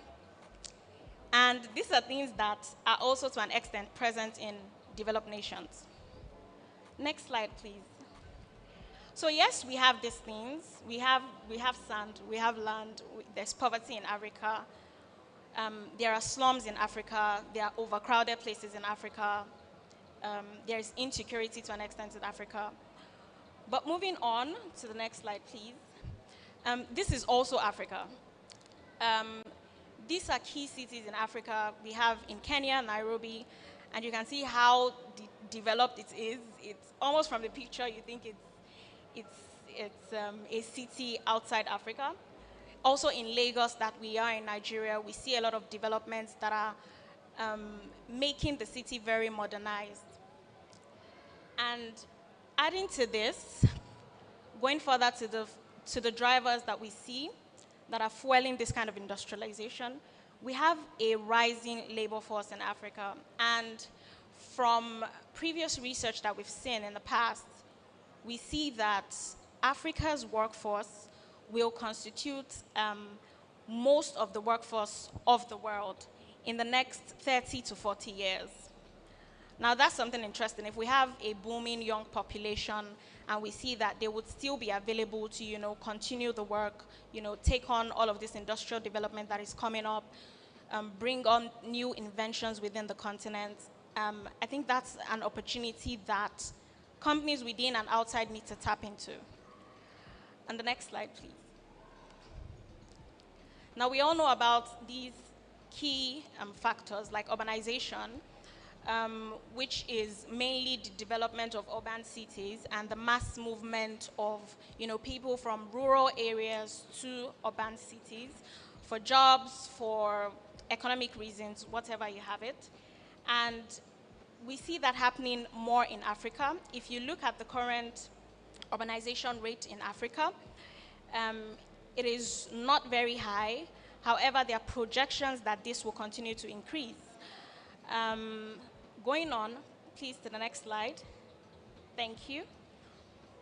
We see a lot of industrialization again happening, infrastructural development, and I would like to go on to the main theme for this exhibition, which is manufacturing in Africa. On this chart here, you can see how the total manufacturing value in Africa has developed within 2011 and 2019. Now, looking at it, you would see that the figures didn't grow so much. It even declined from 2015. However, we can see that amongst the top manufacturing countries, we see Nigeria there. And that's because we have a large manufacturing output, mainly in, sorry, please to the next slide, in our food and beverage production. Again, that is driven by the population growth that we have. Being a country with a population of over 200 million people, of course, this consumption of food, beverage is meant to increase. And then we also have other sectors in manufacturing that are equally big as well. One other sector I'd like to point out is motor vehicles and assembly, which is not very large in Nigeria at the moment because most of what is done is semi-knockdown assembly. But this still indicates the opportunities because for all of this processing and manufacturing, there is the requirement for equipment, there is the requirement for tools, there is the requirement for quality machinery that will be used to ensure that the processes are efficiently done and bring out quality output, right? And thank you. So another sector to look into is the construction sector in Africa. There's been a lot of construction activities that have been going on, and many of you, or most of you, would be aware of a couple of them. One particular segment of construction that I would like to point out is the transport sector, which you can see in that chart there. It constitutes like the most of major projects that are going on around Africa. And I know there's been a lot of conversations around how lack of proper infrastructure kind of inhibits our ability to scale up, whether in manufacturing or in doing business in different African countries. And this kind of shows us that different markets in Africa are making conscious, intentional efforts towards improving the infrastructure to ensure that the environment is conducive enough to do business. And you can see, aside transport, there is also energy and power, there's also real estate, and of course, look at the value of construction projects in Africa from 2015 rising to 497 billion in 2019, and it's expected to go even higher. Thank you. To put a spotlight on Nigeria, we already know some of the construction projects that are ongoing across real estate, across oil and gas, railway as well, shipping and ports. And we see the construction sector output increasing year on year. And despite the recession that happened, which brought about a decline in the years of 2015 to 2017, we can see it rising again to catch up, and more would be expected in the coming years. And of course, the major sector that brings about construction projects that we've seen so far is in the real estate. Please, the next slide. Still related to construction, steel consumption in Africa. Now, steel is one of the important materials that are used in construction, in the manufacturing industry. There's fabrication of steel, there's the use of steel for constructing houses, for constructing railway, and other things. Now, we look at the consumption of steel in Africa. It has grown, but not as much as expected. And we can see that the top countries that consume steel in Africa, Nigeria is also one of the top. About 4% of all of the steel consumption in Africa. Now, moving on, please. Thank you. Now, within this Nigeria, as at last year, there was an estimated demand of about 6 million tons of steel. And we see that about 60% of that demand is actually imported steel, but 40% is locally processed steel. So for all that local processing, I'm sure there's some demand for some tools, some equipment, some machinery to be used in all of those processes. And more would be expected to happen in the coming years. Please on to the next slide. So, the next slide. Okay, thank you. So to round it up, I know my speech is mainly directed towards suppliers of machinery, tools, and equipment, but I also have some recommendations for buyers, because I've seen in this exhibition that there have been a number of local, small and medium-sized local manufacturers, people that are starting up in doing certain products, cocoa, and all sorts of interesting things that I've heard. I've met a company here that is working on already manufactures baby food, and you need to see the product, you need to see the packaging. It is lovely. And I'd like to make these recommendations for machinery buyers. First, it's important to define the processes that you use in your production to whoever you are buying your machinery from, and ensure that they get it right, for them to recommend the right equipment, the right solution for you to use in your processes. Then also, it is important to be open to the latest technology that is available globally. We cannot keep using the same machinery, the same system from 10 years ago in this time. It is important to open up your mind. I've heard some companies say that they'll prefer to stick to their old ones because the new ones that are being proposed are more expensive. But again, they are quality, and they would make your processes even more efficient. So I think it's important for us to be open-minded to this. Then thirdly, it is important to take care to select high-quality products from your suppliers. Look at the range of what is being offered, and make sure, for those of you in manufacturing, work with your engineers to make sure that they are able to pick the suitable products or the suitable machinery and so that will be useful for your product line. And then finally, it's important to have technical service agreements with your suppliers. Now, this may be like main knowledge, but I've had companies come to me in the past when I tried to speak to them about the experiences that they've had with previous suppliers, and they say that, okay, we would not patronize a supplier from a certain country because we were not able to get someone to service our machinery when it broke down. Or maybe they bought from the supplier directly, and then maybe after 5 years, there's been no servicing of the machinery, and you can't even get that supplier to come down all the way to maybe Nigeria or Ghana, for instance, to come and fix that machinery. So I think that's important. It's an important agreement that you need to have. Then to my recommendation for machinery suppliers, some of which might be here. And for that, this is mainly directed at those that are willing to expand to African markets, because that is the service that we offer as Africon. We help companies on their expansion strategy into Africa. So foreign companies, also companies within Africa that want to expand to other African markets, we do that as well. So first thing to consider is to identify the priority countries. It's easy to say, yes, we want to expand. Everybody wants to grow their business. But are you looking at the right market for your products and your services?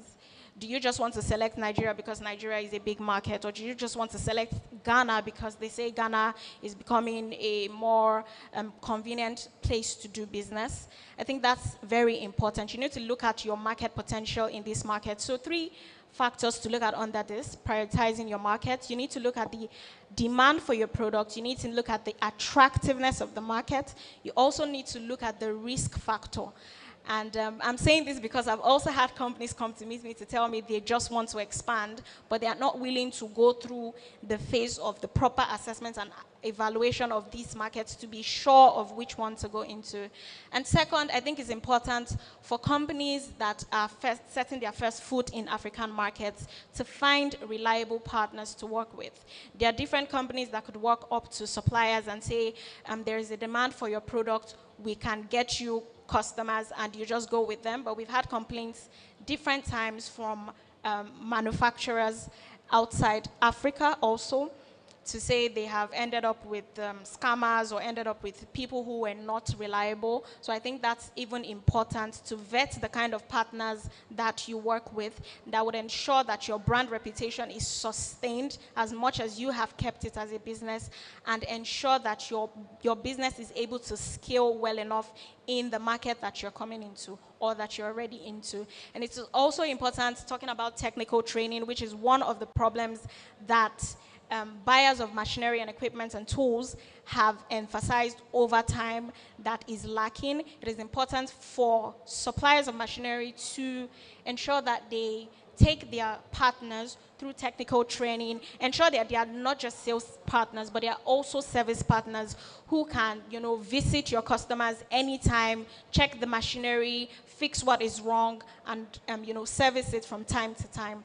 Then for the 4th point, it is important to work closely with your customers. There was a speech yesterday when I had one of communications executives from a company, I think the TGI group, where she was talking about bringing the human side to your relations with customers.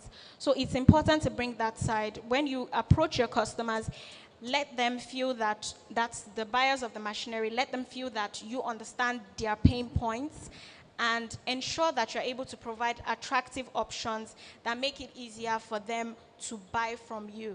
There are different things that go into manufacturing. There are different cost implications that they need to factor into. Some buyers, some manufacturing companies or some buyers may not at the time be able to fulfill the purchasing criteria that you expect the same way you expect it. So it's important to understand their pain points and try to be as flexible as possible. And finally, it is also an imperative to monitor the markets that you are interested in. As a company that wants to expand to other African markets, monitor those markets, look at the key drivers for your products, for your services, and try to develop your business to the point that you can. Thank you. Will there be any questions? Thank you very much. Thank you very much. Yeni, please, a round of applause for Yeni again. All right. The next session, please, Yeni, before you leave, would you like to have a photo session with Mr. Joe? Yes, please.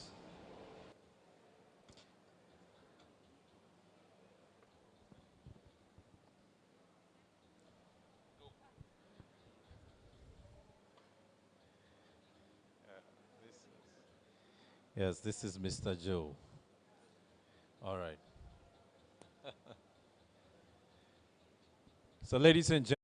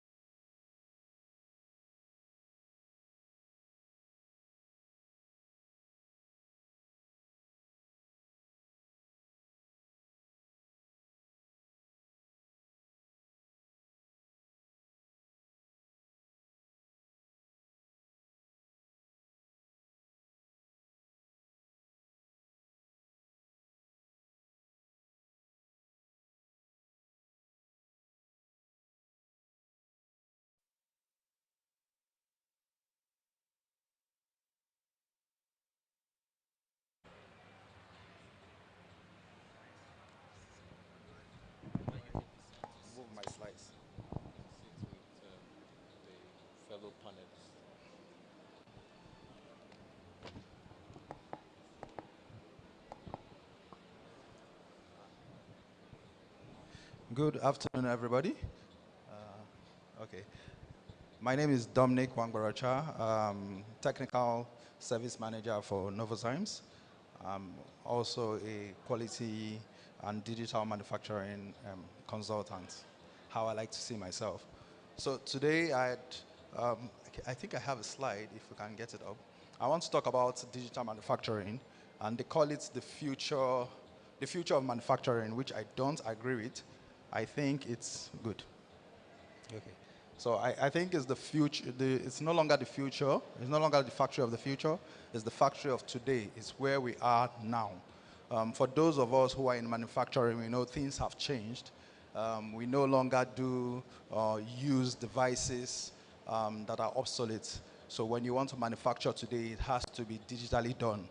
Why do we do this? One of the main reasons why digitalization has come to stay is because you want to be more efficient in manufacturing. You want to do something that's extraordinary. You want to make your processes faster. So if we look at this, it says, okay, what do you see digital manufacturing as? If that's the picture that you have in your mind where they are robots and all of that, yes, you're correct, but it's going to take you so much time to get there. So what are you doing currently, or what can you do today with your own small business or your own manufacturing setup that could be digital or that can help you move to the next stage? So today, I think GD already spoke about how we could move to Industry 5.0. But when we're talking about digital, you should be thinking, oh, no more paper. You should be thinking connected stacks. Equipments can now talk to each other. I think that's one interesting part. You should be thinking, oh, you could generate lots of data. So we're talking about big data and all of that. Internet of Things. You should think of how your equipments will communicate with each other, how you would communicate with your equipments, and how all of this data can help you manufacture products. So there are so many examples. Okay, we can move past this. So when we bring digitalization and manufacturing together, it gives us that understanding. How do you turn a raw material into a finished product through a digital process? So we'll look at those 9 technologies, talking about autonomous manufacturing, augmented reality, Internet of Things, the industrial Internet of Things, machine learning, artificial intelligence. So how do you bring all of this to make a product? This is what is important. So you're looking at the product life cycle, a smart factory. If we remember the days of, so like I said here, I said the Industry 4.0, as we say it, is here already. It is here now. If you remember vividly the days of the Nokia phone, you could call that the factory of the past. And you could call the smartphones that you use today the factory of today. Previously, if you had to send an email, if you had to send a mail or a letter to someone in another stage, you have to use the postal service. Today, you just need to sit in front of your system and send an email. So these are the changes that are also happening in manufacturing. We will see those examples. I can give you a very quick one. So in the past, when you make products, you have a quality inspector or someone who is there that checks each and every item. Today, you could have a system that snaps each product that comes out of your line.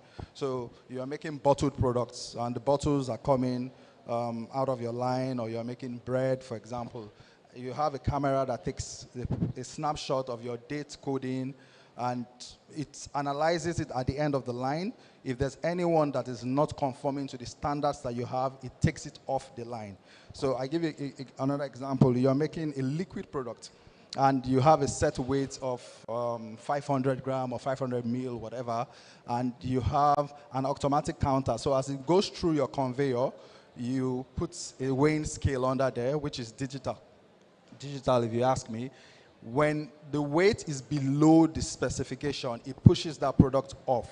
This is the digital manufacturing that we're talking about. So it's not something that is impossible. This is the concept, or this is the mindset that I see people have. These are areas where we can use them. So visual work instructions. Before, you used to have work instructions that are pasted on the wall. So you people have SOPs and you paste them around your factory. The factory is almost littered with documents. You can have just a QR code on your equipments. The operator could scan it and he has the work instruction in front of him. You could have just on his dashboard, that is on the HMI for his system, he has the SOP already imbibed there. I've seen a factory in Spain where the operators just wear an eyeglass, and you think they are looking at the machine. No, they are not. They are actually looking at each step through the augmented reality or the virtual reality. They're looking at each step in their eyes. That's what they're looking at, what to do next, what to press next, and all of that. So training also, you could do your trainings online. So this is a very good example of what, when we talk about digital manufacturing or a smart system, what it looks like. So you have your equipment, you have the PLC, the HMI, the MES. Somebody was talking to me today about ERP systems. But all of those things go to one place. It's the cloud. It goes to the IoT. We're talking about the big data. So how do you get all of this data in your manufacturing setup to get into the cloud? How do you get it there? And how do you transform this data to become useful? So today you have a boss, or you are the owner of your business. You own a manufacturing setup, and you don't want to come to the factory every day. How do you want to check to see that the guys are manufacturing the right thing? How do you want to make decisions for them? How do you want to reduce the number of meetings that they have? It's through the Internet of Things. It's through cloud manufacturing. So they produce today. You produce 10,000 cases. It goes into the system. It calculates the OEE for you, not just calculating the OEE. That report goes straight to the plant manager. He looks at it and he understands immediately, why do we have these shortages, or why do we have these failures, or why do we have these low efficiencies, and he immediately makes the decision. So that's what I was trying to picture here. So that's a factory somewhere in Russia, and all he needs, so different factories around the world, all you need to do is just click on Houston, for instance, in the US. You'll see what they have made for that day or that hour. You would see what line is performing that way, where the challenges are. So it's all about systems. It's all about computers. It's not an impossible setup. It's not something that you cannot do. So the idea of, oh, we need robots to do all of those things, or that when we have robots doing this, bringing about a digital factory will take jobs away from people, I think is the wrong concept. You would only have to upskill your people at this point. That's upskill them, help them to understand better how to use these tools that we are talking about, so that they can produce and give you better products and more efficient products. So there are many other examples. One very good one would be in maintenance. So you have equipment that shut down more often. Okay, so let's talk about the warehouse first. So you have a warehouse and you want to know, when are my stocks, how are my stocks getting utilized, or how are they getting used up? You don't want a situation, oh, it is when they are used up that you make an order. So you put, here you could use Internet of Things also, but it's like putting a weighing scale under your pallets, and you have the size of that particular pallet and every individual item there. So once the store or the warehouse keeper takes anything out of it, it logs into your system that you have a shortage of a kg of, let's say, caustic for instance. You have a shortage of a kg of caustic. It prompts procurement. Procurement understands that, okay, we have gone below the stock level. We should order a new stock for manufacturing. So it doesn't need to finish before, oh, we have run out of caustic. We need to start ordering before it comes. There's traffic at the port and all of that. So, but when you make your systems interconnected like you have here, then you'll be more efficient. So it's all about efficiency. So this is predictive maintenance. When talking about maintenance, why does your equipment have to break down before you fix them? So yes, before, I know we always talk about, we talked about preventive maintenance, but that was the factory of the past. The factory of the future today is talking about predictive maintenance. How do I know before my equipment breaks down that it will break down? So it takes data. You take data continuously. So this is machine learning part. You take data continuously from your equipment. Every stoppage, every shutdown, every tweak that the operator does to your system is stored in the memory of the system. So that's why you have machine learning there. It analyzes that data with data analytics, and you have a log. So you already understand how this equipment works. You do a risk assessment, and so with that trend, you're able to predict that in 2 weeks, I would need to maintain, I would need to replace the oil, I would need to replace this bolt, and all of that. So this is how the digital space is helping manufacturing, especially in maintenance. I think for me, it's one of the most important parts. We need to have factories that can run with less stoppages. So understand what is making it shut down. Is it the oil? It's the wrong O-rings and all of that. By the time the computer takes in all of this data, then you are closer to solving your problem. So there are also systems like this that already brings out what the challenge is. But that's where you have artificial intelligence working. You'd see the two different sections we have there.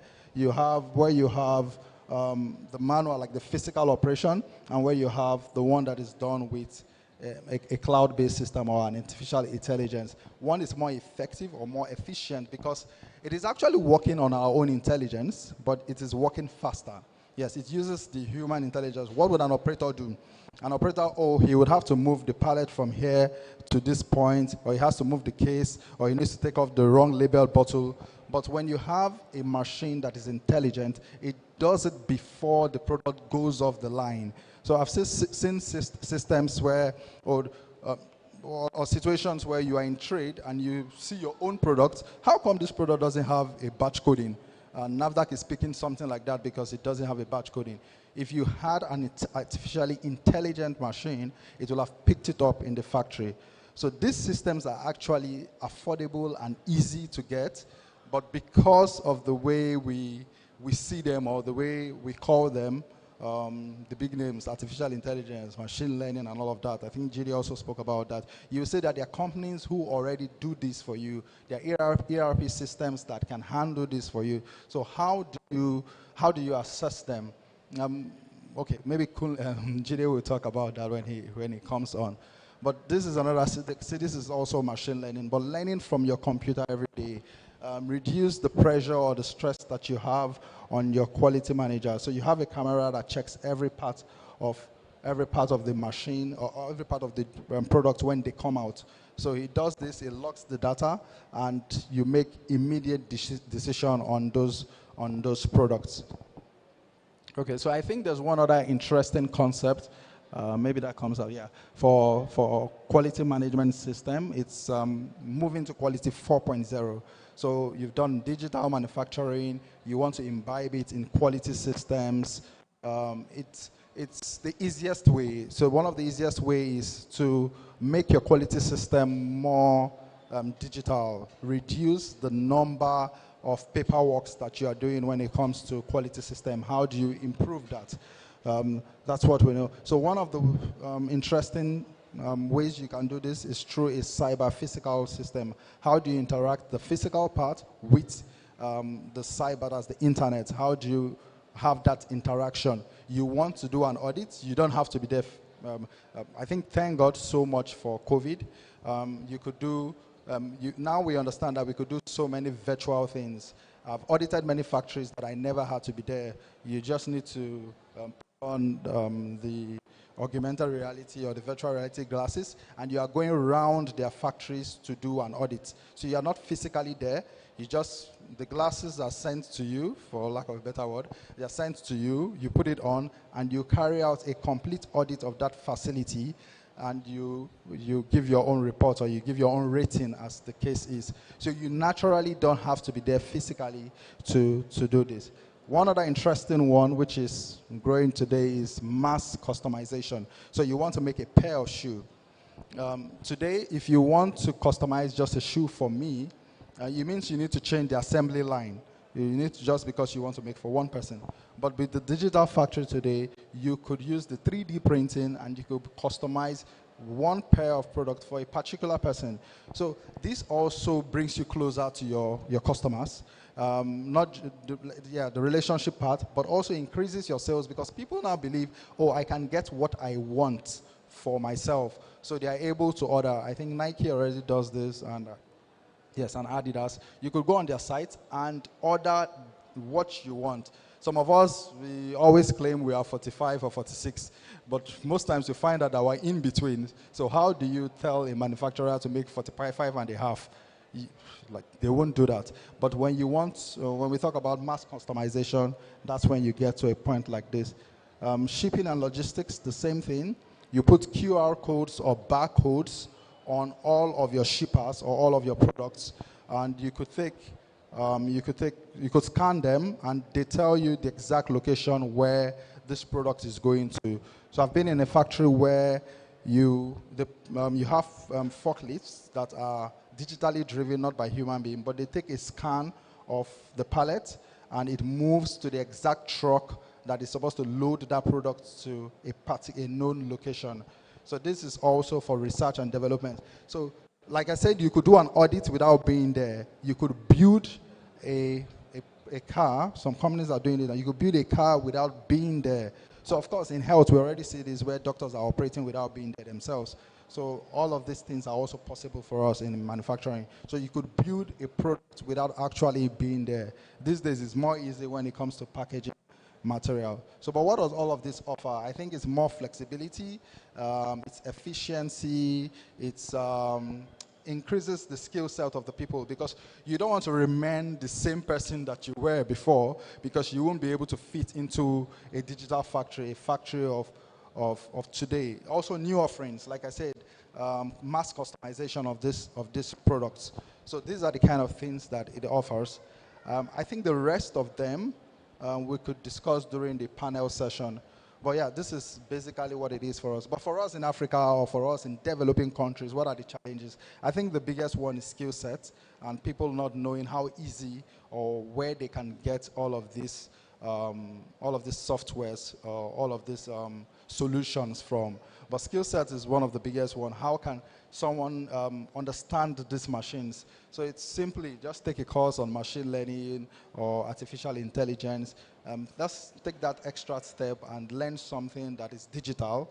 It could also be cyber security, because as much as I talk about digital manufacturing, one of the biggest worry for digital manufacturing will be cyber security. So imagine your whole equipment or your whole plant is being controlled by the Internet of Things, and someone hacks into that system. He would make everything that you don't want to be made. So it's also the skill set part, or the kind of things that we need. Those are the kind of things that we need to learn to get to that point. But how do you get this? How do you chart a process or a way for digital manufacturing? I think create awareness, let your team know what they want, educate them, and be ready to invest in it. Start small, always my advice. Start small, then grow big. Start with the simple one. If today you can turn all your SOPs to digital SOPs, or you can turn your equipments where you have to punch them to notepads, it just changes it brings awareness, and it changes the mindset of the people that work in that factory. So one of the things I think when I started implementing digital manufacturing was to change everything that has to do with paper on the line to a link. So if somebody wants to update his filling, maybe weight checks, the inspectors who do their weight checks, they want to do that weight check. They don't have to do it. They can do it on their phone from anywhere. Just click the link and put in the values. It is easier because at the end of the day, I can take that data and just plot it and see where the problems are. So you see how efficient at the end of the day it makes us. So thank you very much. I hope I've been able to do justice and not confuse us. Thank you.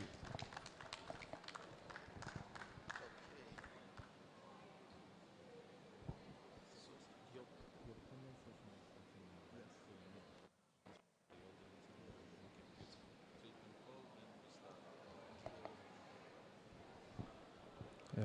Okay, so I'll call Mr. Jide to join me so we could start the panel session. But I think it will help. The section will only be great if we have questions from all that I have discussed. So let's have questions. It doesn't matter what it is. Let's just see how we could open our minds or broaden our perspectives when it comes to the factory of the future. Well, the factory of today, it's no longer the factory of the future. what solutions would you want, or how would you want to implement them? Okay.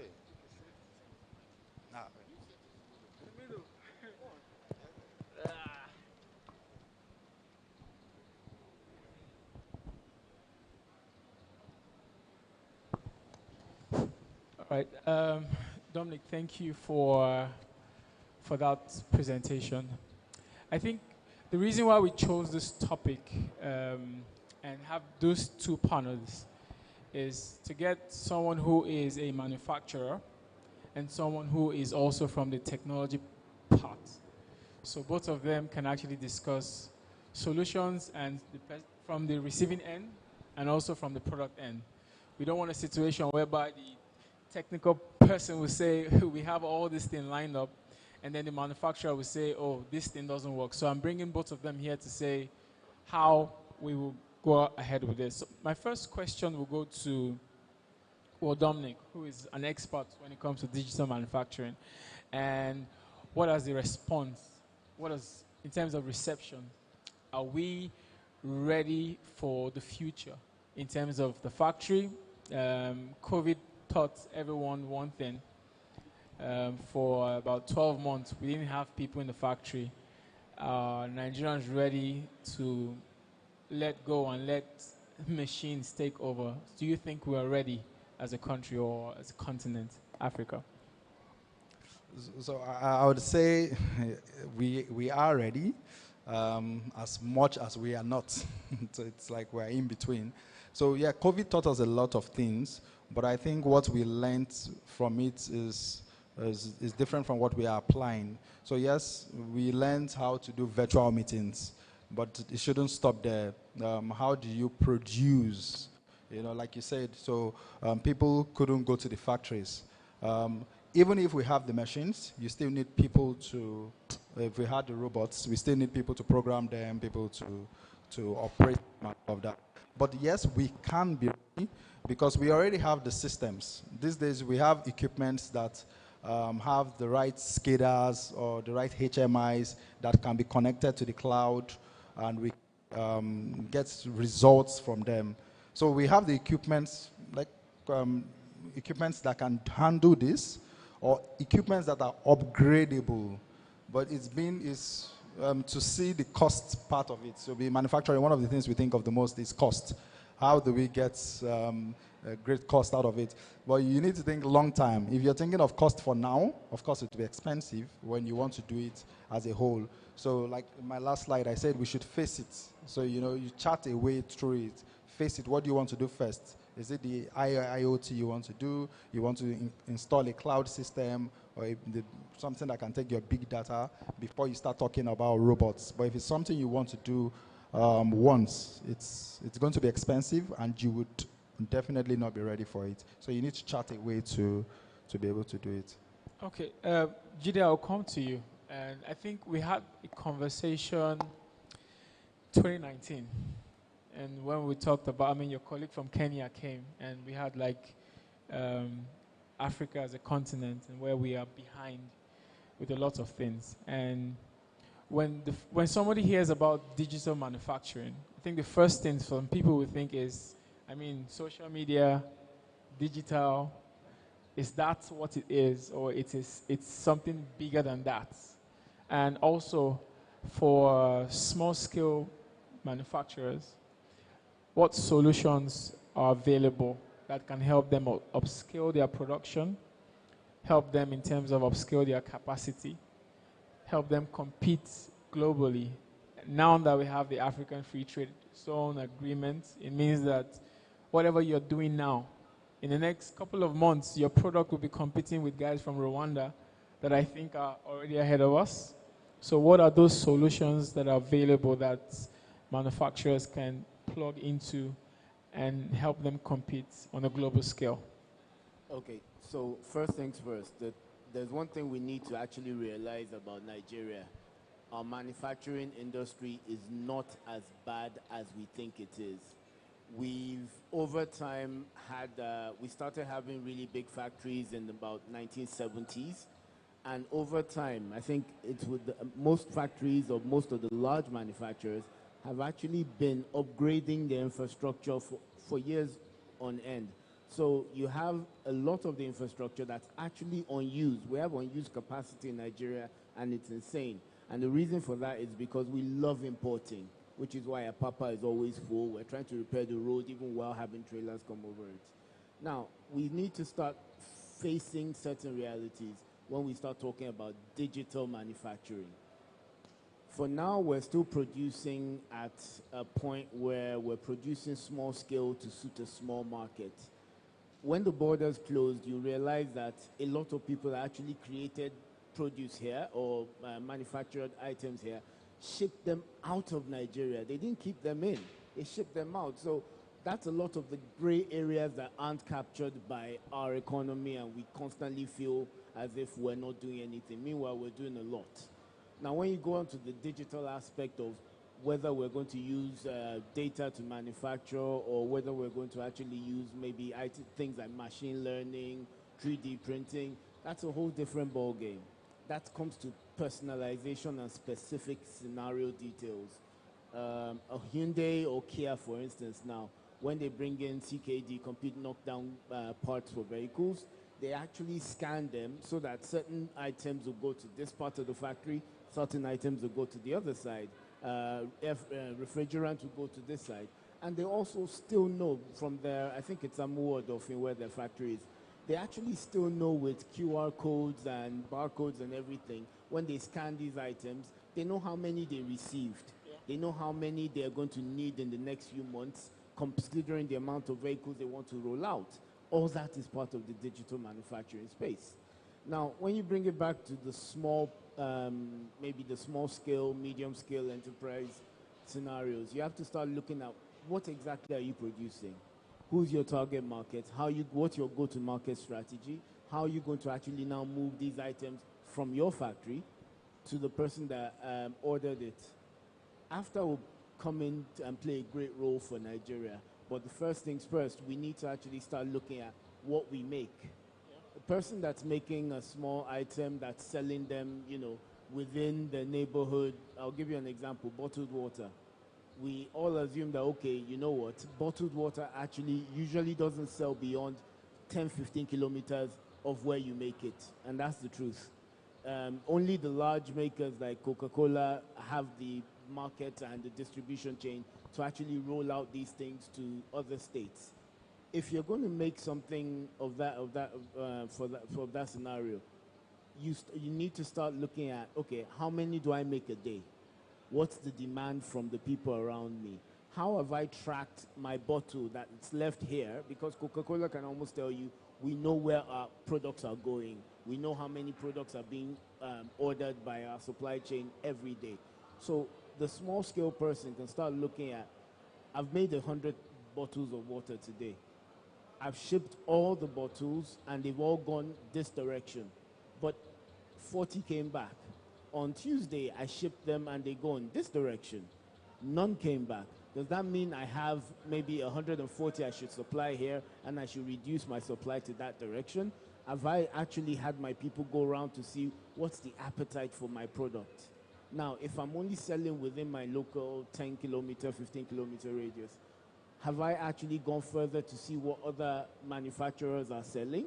Can I actually capture more of the market? Can I take a look at the market itself and see maybe I shouldn't even be bottling water anymore? Maybe I should be adding additives, add zinc to the water, add this to the water. Maybe people will buy more once they see that my water gives a bit more value than the other people. Now, that's what is missing within our environment and within the manufacturing industry in Nigeria. Everybody rolls out the basic. Nobody actually takes back the data or tries to understand what they could do better. So you're a director in Oracle, and for businesses here, we use Excel sheets, to be very honest, to track if we've sent out 50 bottles, we write the names and numbers, and we add the formulas. And if we make a mistake, most time we'll go back to the original Excel sheet and start all over again. To be honest, I still do that. Is there a solution for manufacturers to replace something similar like Excel. Now, why I'm saying this is because, you know, finance is a big issue. So a small-scale manufacturer may not be able to afford some kind of solution that, like you said, Toyota has, that will show you your entire supply chain and tell you 50 parts have gone here, 10 has gone here. Are there solutions available that people can use? Let me be clear. There's nothing wrong with Excel. It's one of the most powerful tools out there. What is wrong, however, is going to buy a #1 million solution to a 10 naira problem. Now, if I tell you to go and buy a full-scale ERP system that will basically jump through hoops, I'll basically be diminishing your business without actually looking at what your income scenario is. What you really do need as a business is to be able to track what you have. So Excel is fine until you really start growing. There's smaller tools, smaller applications that actually do the same thing that the larger ones do at the scale at which you are. Now, if you grow to basically when you start supplying over 100,000 people, I'll tell you straight up, go and get an enterprise solution. But they're small applications. They're all out there. A lot of them are actually freeware. You can get them, manage your business, monitor what your outgoing and incomings are. The standard scenario of the manufacturing business is procure to pay. Somebody basically makes an order, they make the payment, you supply the goods. If you are still doing that on a small scale and your income is still low, don't jump through hoops to try and basically join the big boys. You do not need to expend. It's like buying a Ferrari to solve the solution you can basically well solve with a Fiat or a Peugeot. Don't kill yourself. Put more money into what you're actually doing. Look for at least freeware that satisfies your business. I'll give you an example. I worked for a particular telco at some point in time. We spent $20 million on a CRM, ERP, everything solution. When we did an audit of the solution after about 3 years, we found out that we were only using 28% of the capacity or capabilities of that solution. 28% of $20 million. Half of that money more or less went down the drain. Eventually, that particular solution itself was sunset. We didn't use it anymore. We started using smaller things. Don't spend more money than you need to on the technology. Identify what your needs are. Understand what your business is, which is another thing we don't really do too well. Understand your business, understand your customers. Your customer doesn't care whether you use Excel. They care about the quality of what you deliver. Focus on the quality. Identify what the value proposition you bring to the table is. Excel doesn't matter. What you deliver is what matters. Right. Thank you, Jide. Dominic, do you think we're ready for digital transformation? To be very honest, I know you work with Reckitt and Benkisa at some point. Yeah. Do you think the factory in Nigeria are ready for that evolution, that transformation? Yes, I think we are ready. Like Jide rightly said, we have equipments that are upgradable. We already have equipments that are doing that. So yes, we are ready. So yes, maybe for the SMEs, the small and medium, yes, they need to grow to that point. But I totally agree with him that yes, you need to see that you are making the volumes.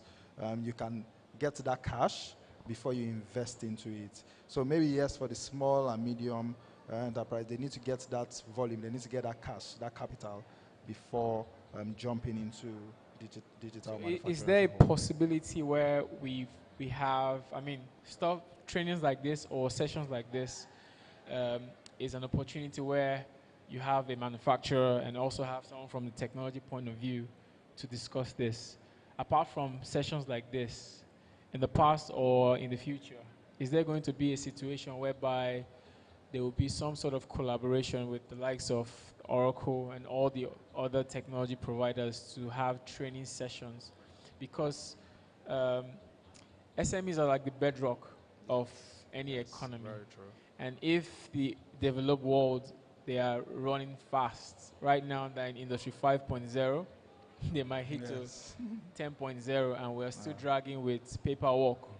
Is there a possibility, do we have an avenue where we can train and retrain to catch up. I don't know if we can catch up in the next 30 years, but I think if we train and retrain, and we train one person, the person goes and train 2 people, we may be able to catch up at some point. So is there any, I know you do some sort of training, right? Is there a way where you have some mentorship program to pass this knowledge down? Because when we talk about Industry 4.0 and 5.0, it feels like it's just numbers that the developed worlds are throwing down here, you know. So yes, of course, it looks like it's in the cloud. Previously, even currently, not so many people are talking about the digital manufacturing industry 4.0. So yes, I would say there was no training before. In the future, yes, we can look into that. I personally do trainings for people who are interested, but most times this is pro bono. But yes, maybe it's something we really need to look into, because I think awareness is what will make people embrace digital manufacturing, and it also brings about efficiency. So what I know I've been driving for the years before today has been lean manufacturing and continuous improvement and all of that. But yes, of course, maybe meeting Jide today can spring that into action, where we could help people understand more about digital manufacturing so that they can also buy into it. People are scared of it. So if you see my first slide, what I showed was robots. That's what everybody thinks when you talk about digital manufacturing or when you talk about Industry 4.0, but that is there. You can start here and still be very efficient. So yeah, we'll go look at it from tomorrow. Let me say that future, right? Yeah, we'll work with people, the owners of the solutions, because the oracles of this world are the owners of the solutions that you want to implement. They're the ones who have it. So they should, so yes, there are people we should disturb, like, okay, we want to do this training. We want people to learn this thing. We want people to know it. It doesn't take anything. So yeah, they're the ones we should push and get that synergy and do it. Jide, I'll put you on a spot before we take final words. I would like for us to partner, and in the course of 2022, maybe we can break it into like maybe quarterly and have sessions. It could be virtual, it could be hybrid. So we build up to 2022 and get this information out there, because I think it's important that we do it, because we'll keep playing catch up for the rest of our lives. So any last words? I think you always put me on the spot, sadly. But yeah, personally, I actually look forward to sharing knowledge, because the reality at the end of the day is you can keep it all in, but if the people around you aren't benefiting from growing from that knowledge, you don't have anything. So yeah, very ready. Dominic, any last words? No, I like his last words. So he has committed, and I'm ready. Like, I have the platform. Like, I have numbers of people who are interested. I know many manufacturers, like small, medium, that we consult for on a daily basis. So I'm very sure if he wants the numbers of people that will attend, they are available. So yes. Thank you very much. I think at this stage it's a wrap. I'll just give the microphone to the MC of the day. Thank you everyone for attending this session. I hope it's quite interesting. Okay, group photograph. Once again, please, a round of applause. And I want to thank you for staying put. We're almost calling it a wrap for the day. But before we do, just one or two other activity, and then we'll be done. Prior to this time, I had told you we're having a small raffle draw, and then before it comes up, which is going to be the last thing on our agenda, I'd like to make welcome the Director of Sales, Zenith Exhibition, Mr. Omodolakbo, who will be standing in for the Minister of Power right about now. Please put your hands together for Mr. Omodolakbo.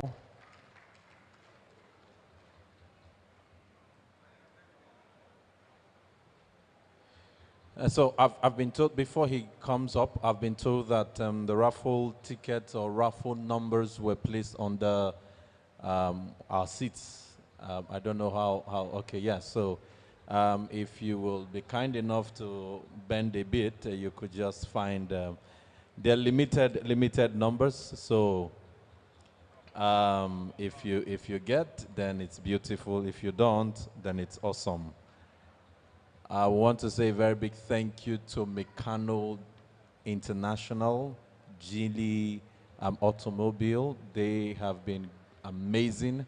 In fact, some of the gift items for the raffle draw it's courtesy Meccano International and Geely Automobile.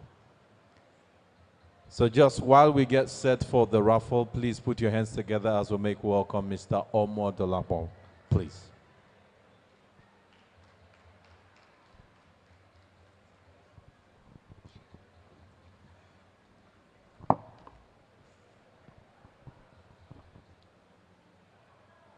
Good afternoon, everyone. My name is Omodolapo, and I'm here to represent the Honorable Minister of Power in person of Virginia, Salim Manman. And I have a good message from him, and it goes thus.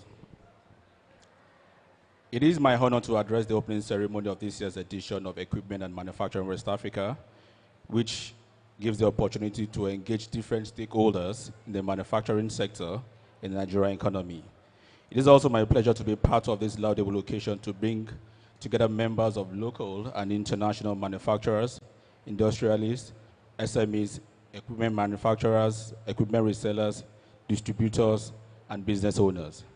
This occasion provides us with the opportunity to showcase, evaluate, and where as possible, purchase the latest equipment, tools, spare parts, and technology from international and national manufacturers. But there is a need for us to also evaluate the relevance and value addition of our indigenous industries, especially in the face of the current economic condition orchestrated by the global pandemic. I therefore urge you to ensure that the latest and trending economic technologies and equipment display should be that of local equipment manufacturers can study, understand, and be able to produce them with local raw materials. The power sector exists to monitor and generate distribution and transmission of electricity from the national grid to various consumers as need arises. The Federal Ministry of Power has been center of undertaking critical reform that have transformed the industry from government control monopoly to private sector driven and managed electricity industries. Guided by Electricity Power Reform Sector of 2005 and the Power Sector Recovery Program, which is PSRP, which have developed policies and programs that serve as catalysts to ensuring the power sector drive Nigeria's economic growth and recovery plan. You may also be aware of the huge business potential that abounds in Nigeria, of which the power sector is not exempted. The Nigerian power sector has the potential to generate employment and, of course, increase the national productivity and rise of standard of living of the people. Investment in the power sector affects all facets of life due to its multiplier effect on economy development through forward and backward linkage of financial markets, equipment, appliances, and manufacturing. If it is conceptualized plan, executed and delivered investment into the power sector, is a potential backbone of reducing poverty in Nigeria, especially among the rural communities, as it will address the lingering challenges of the rural and urban migration.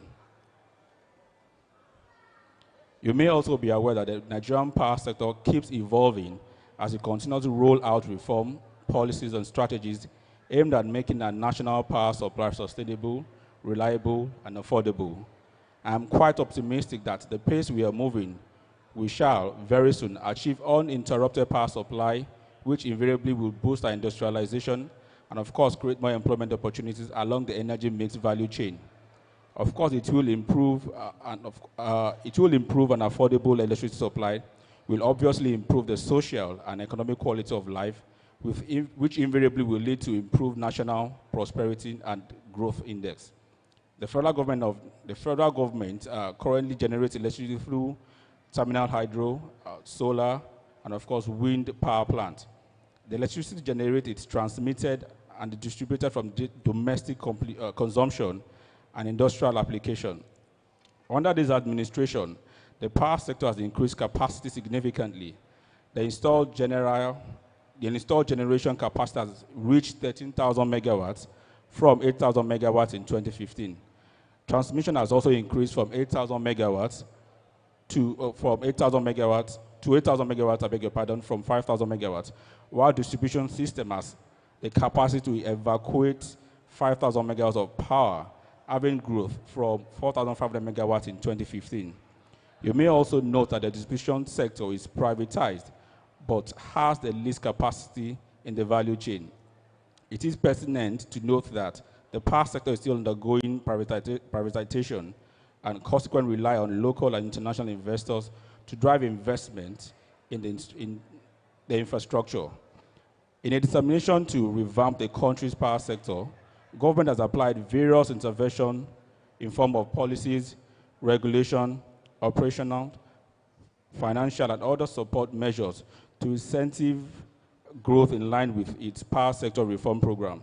Some of the policies already include into the Nigerian electricity supply industry and also regulated by the Nigerian Electricity Reform Commission, which is NERC, to actualize the electricity power sector reform in 2005 at mini-grid, eligible customer and meter asset provider regulation, and the willing buyer, willing seller franchise regulation. Scrapping a fixed charges and introducing a smart metering were also part of the operational decisions made to address issues of tariff, estimate billing, and as well as ensure energy efficiency.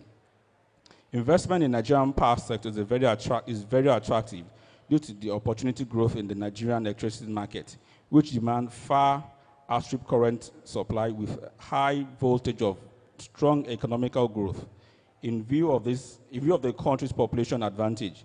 Moreover, the federal government has also encouraged and provided investors in the power sector with incentives, which include the underlisted. Zero import duty exemption waiver on power generation equipment meant to use for Nigeria gas as source of power. 3-year income tax holiday under pioneer status. 20% of cost per annum for 5 years of investment in electricity infrastructure. Ease of doing business, free market, and of course, free transferability of profits and dividend. This incentive, together with robust reform and policy, will ensure good return investment of local and international investors. I therefore invite you all to make yourself available for the investment opportunities which abound in Nigeria power sector. And the power sector goes thus. We have small hydro. There are over 25 dam distribution across Nigeria that are capable of generating 30 megawatts or more if converted into hydropower plants. We also have large hydropower plants, which visibility studies which has been conducted over the years shows in 20 locations that hydropower is potential. Solar. In view of several solar studies conducted, irradiation level in the northern part of Nigeria makes solar an alternative and attractive option for Nigeria. Wind. There is a lot of possibility for investment on wind plants in the country. Biomass. Nigeria has a population of over 190 million people and large stock of livestock, as well as bio-waste that can sustain biomass generation. Coal. Without prejudice to current clamor for activities to mitigate climate change, Nigeria has abundant but still untapped coal reserves, which could be used for generating as much as 1,000 megawatts of electricity. Gas. Nigeria also has an abundant gas reserve,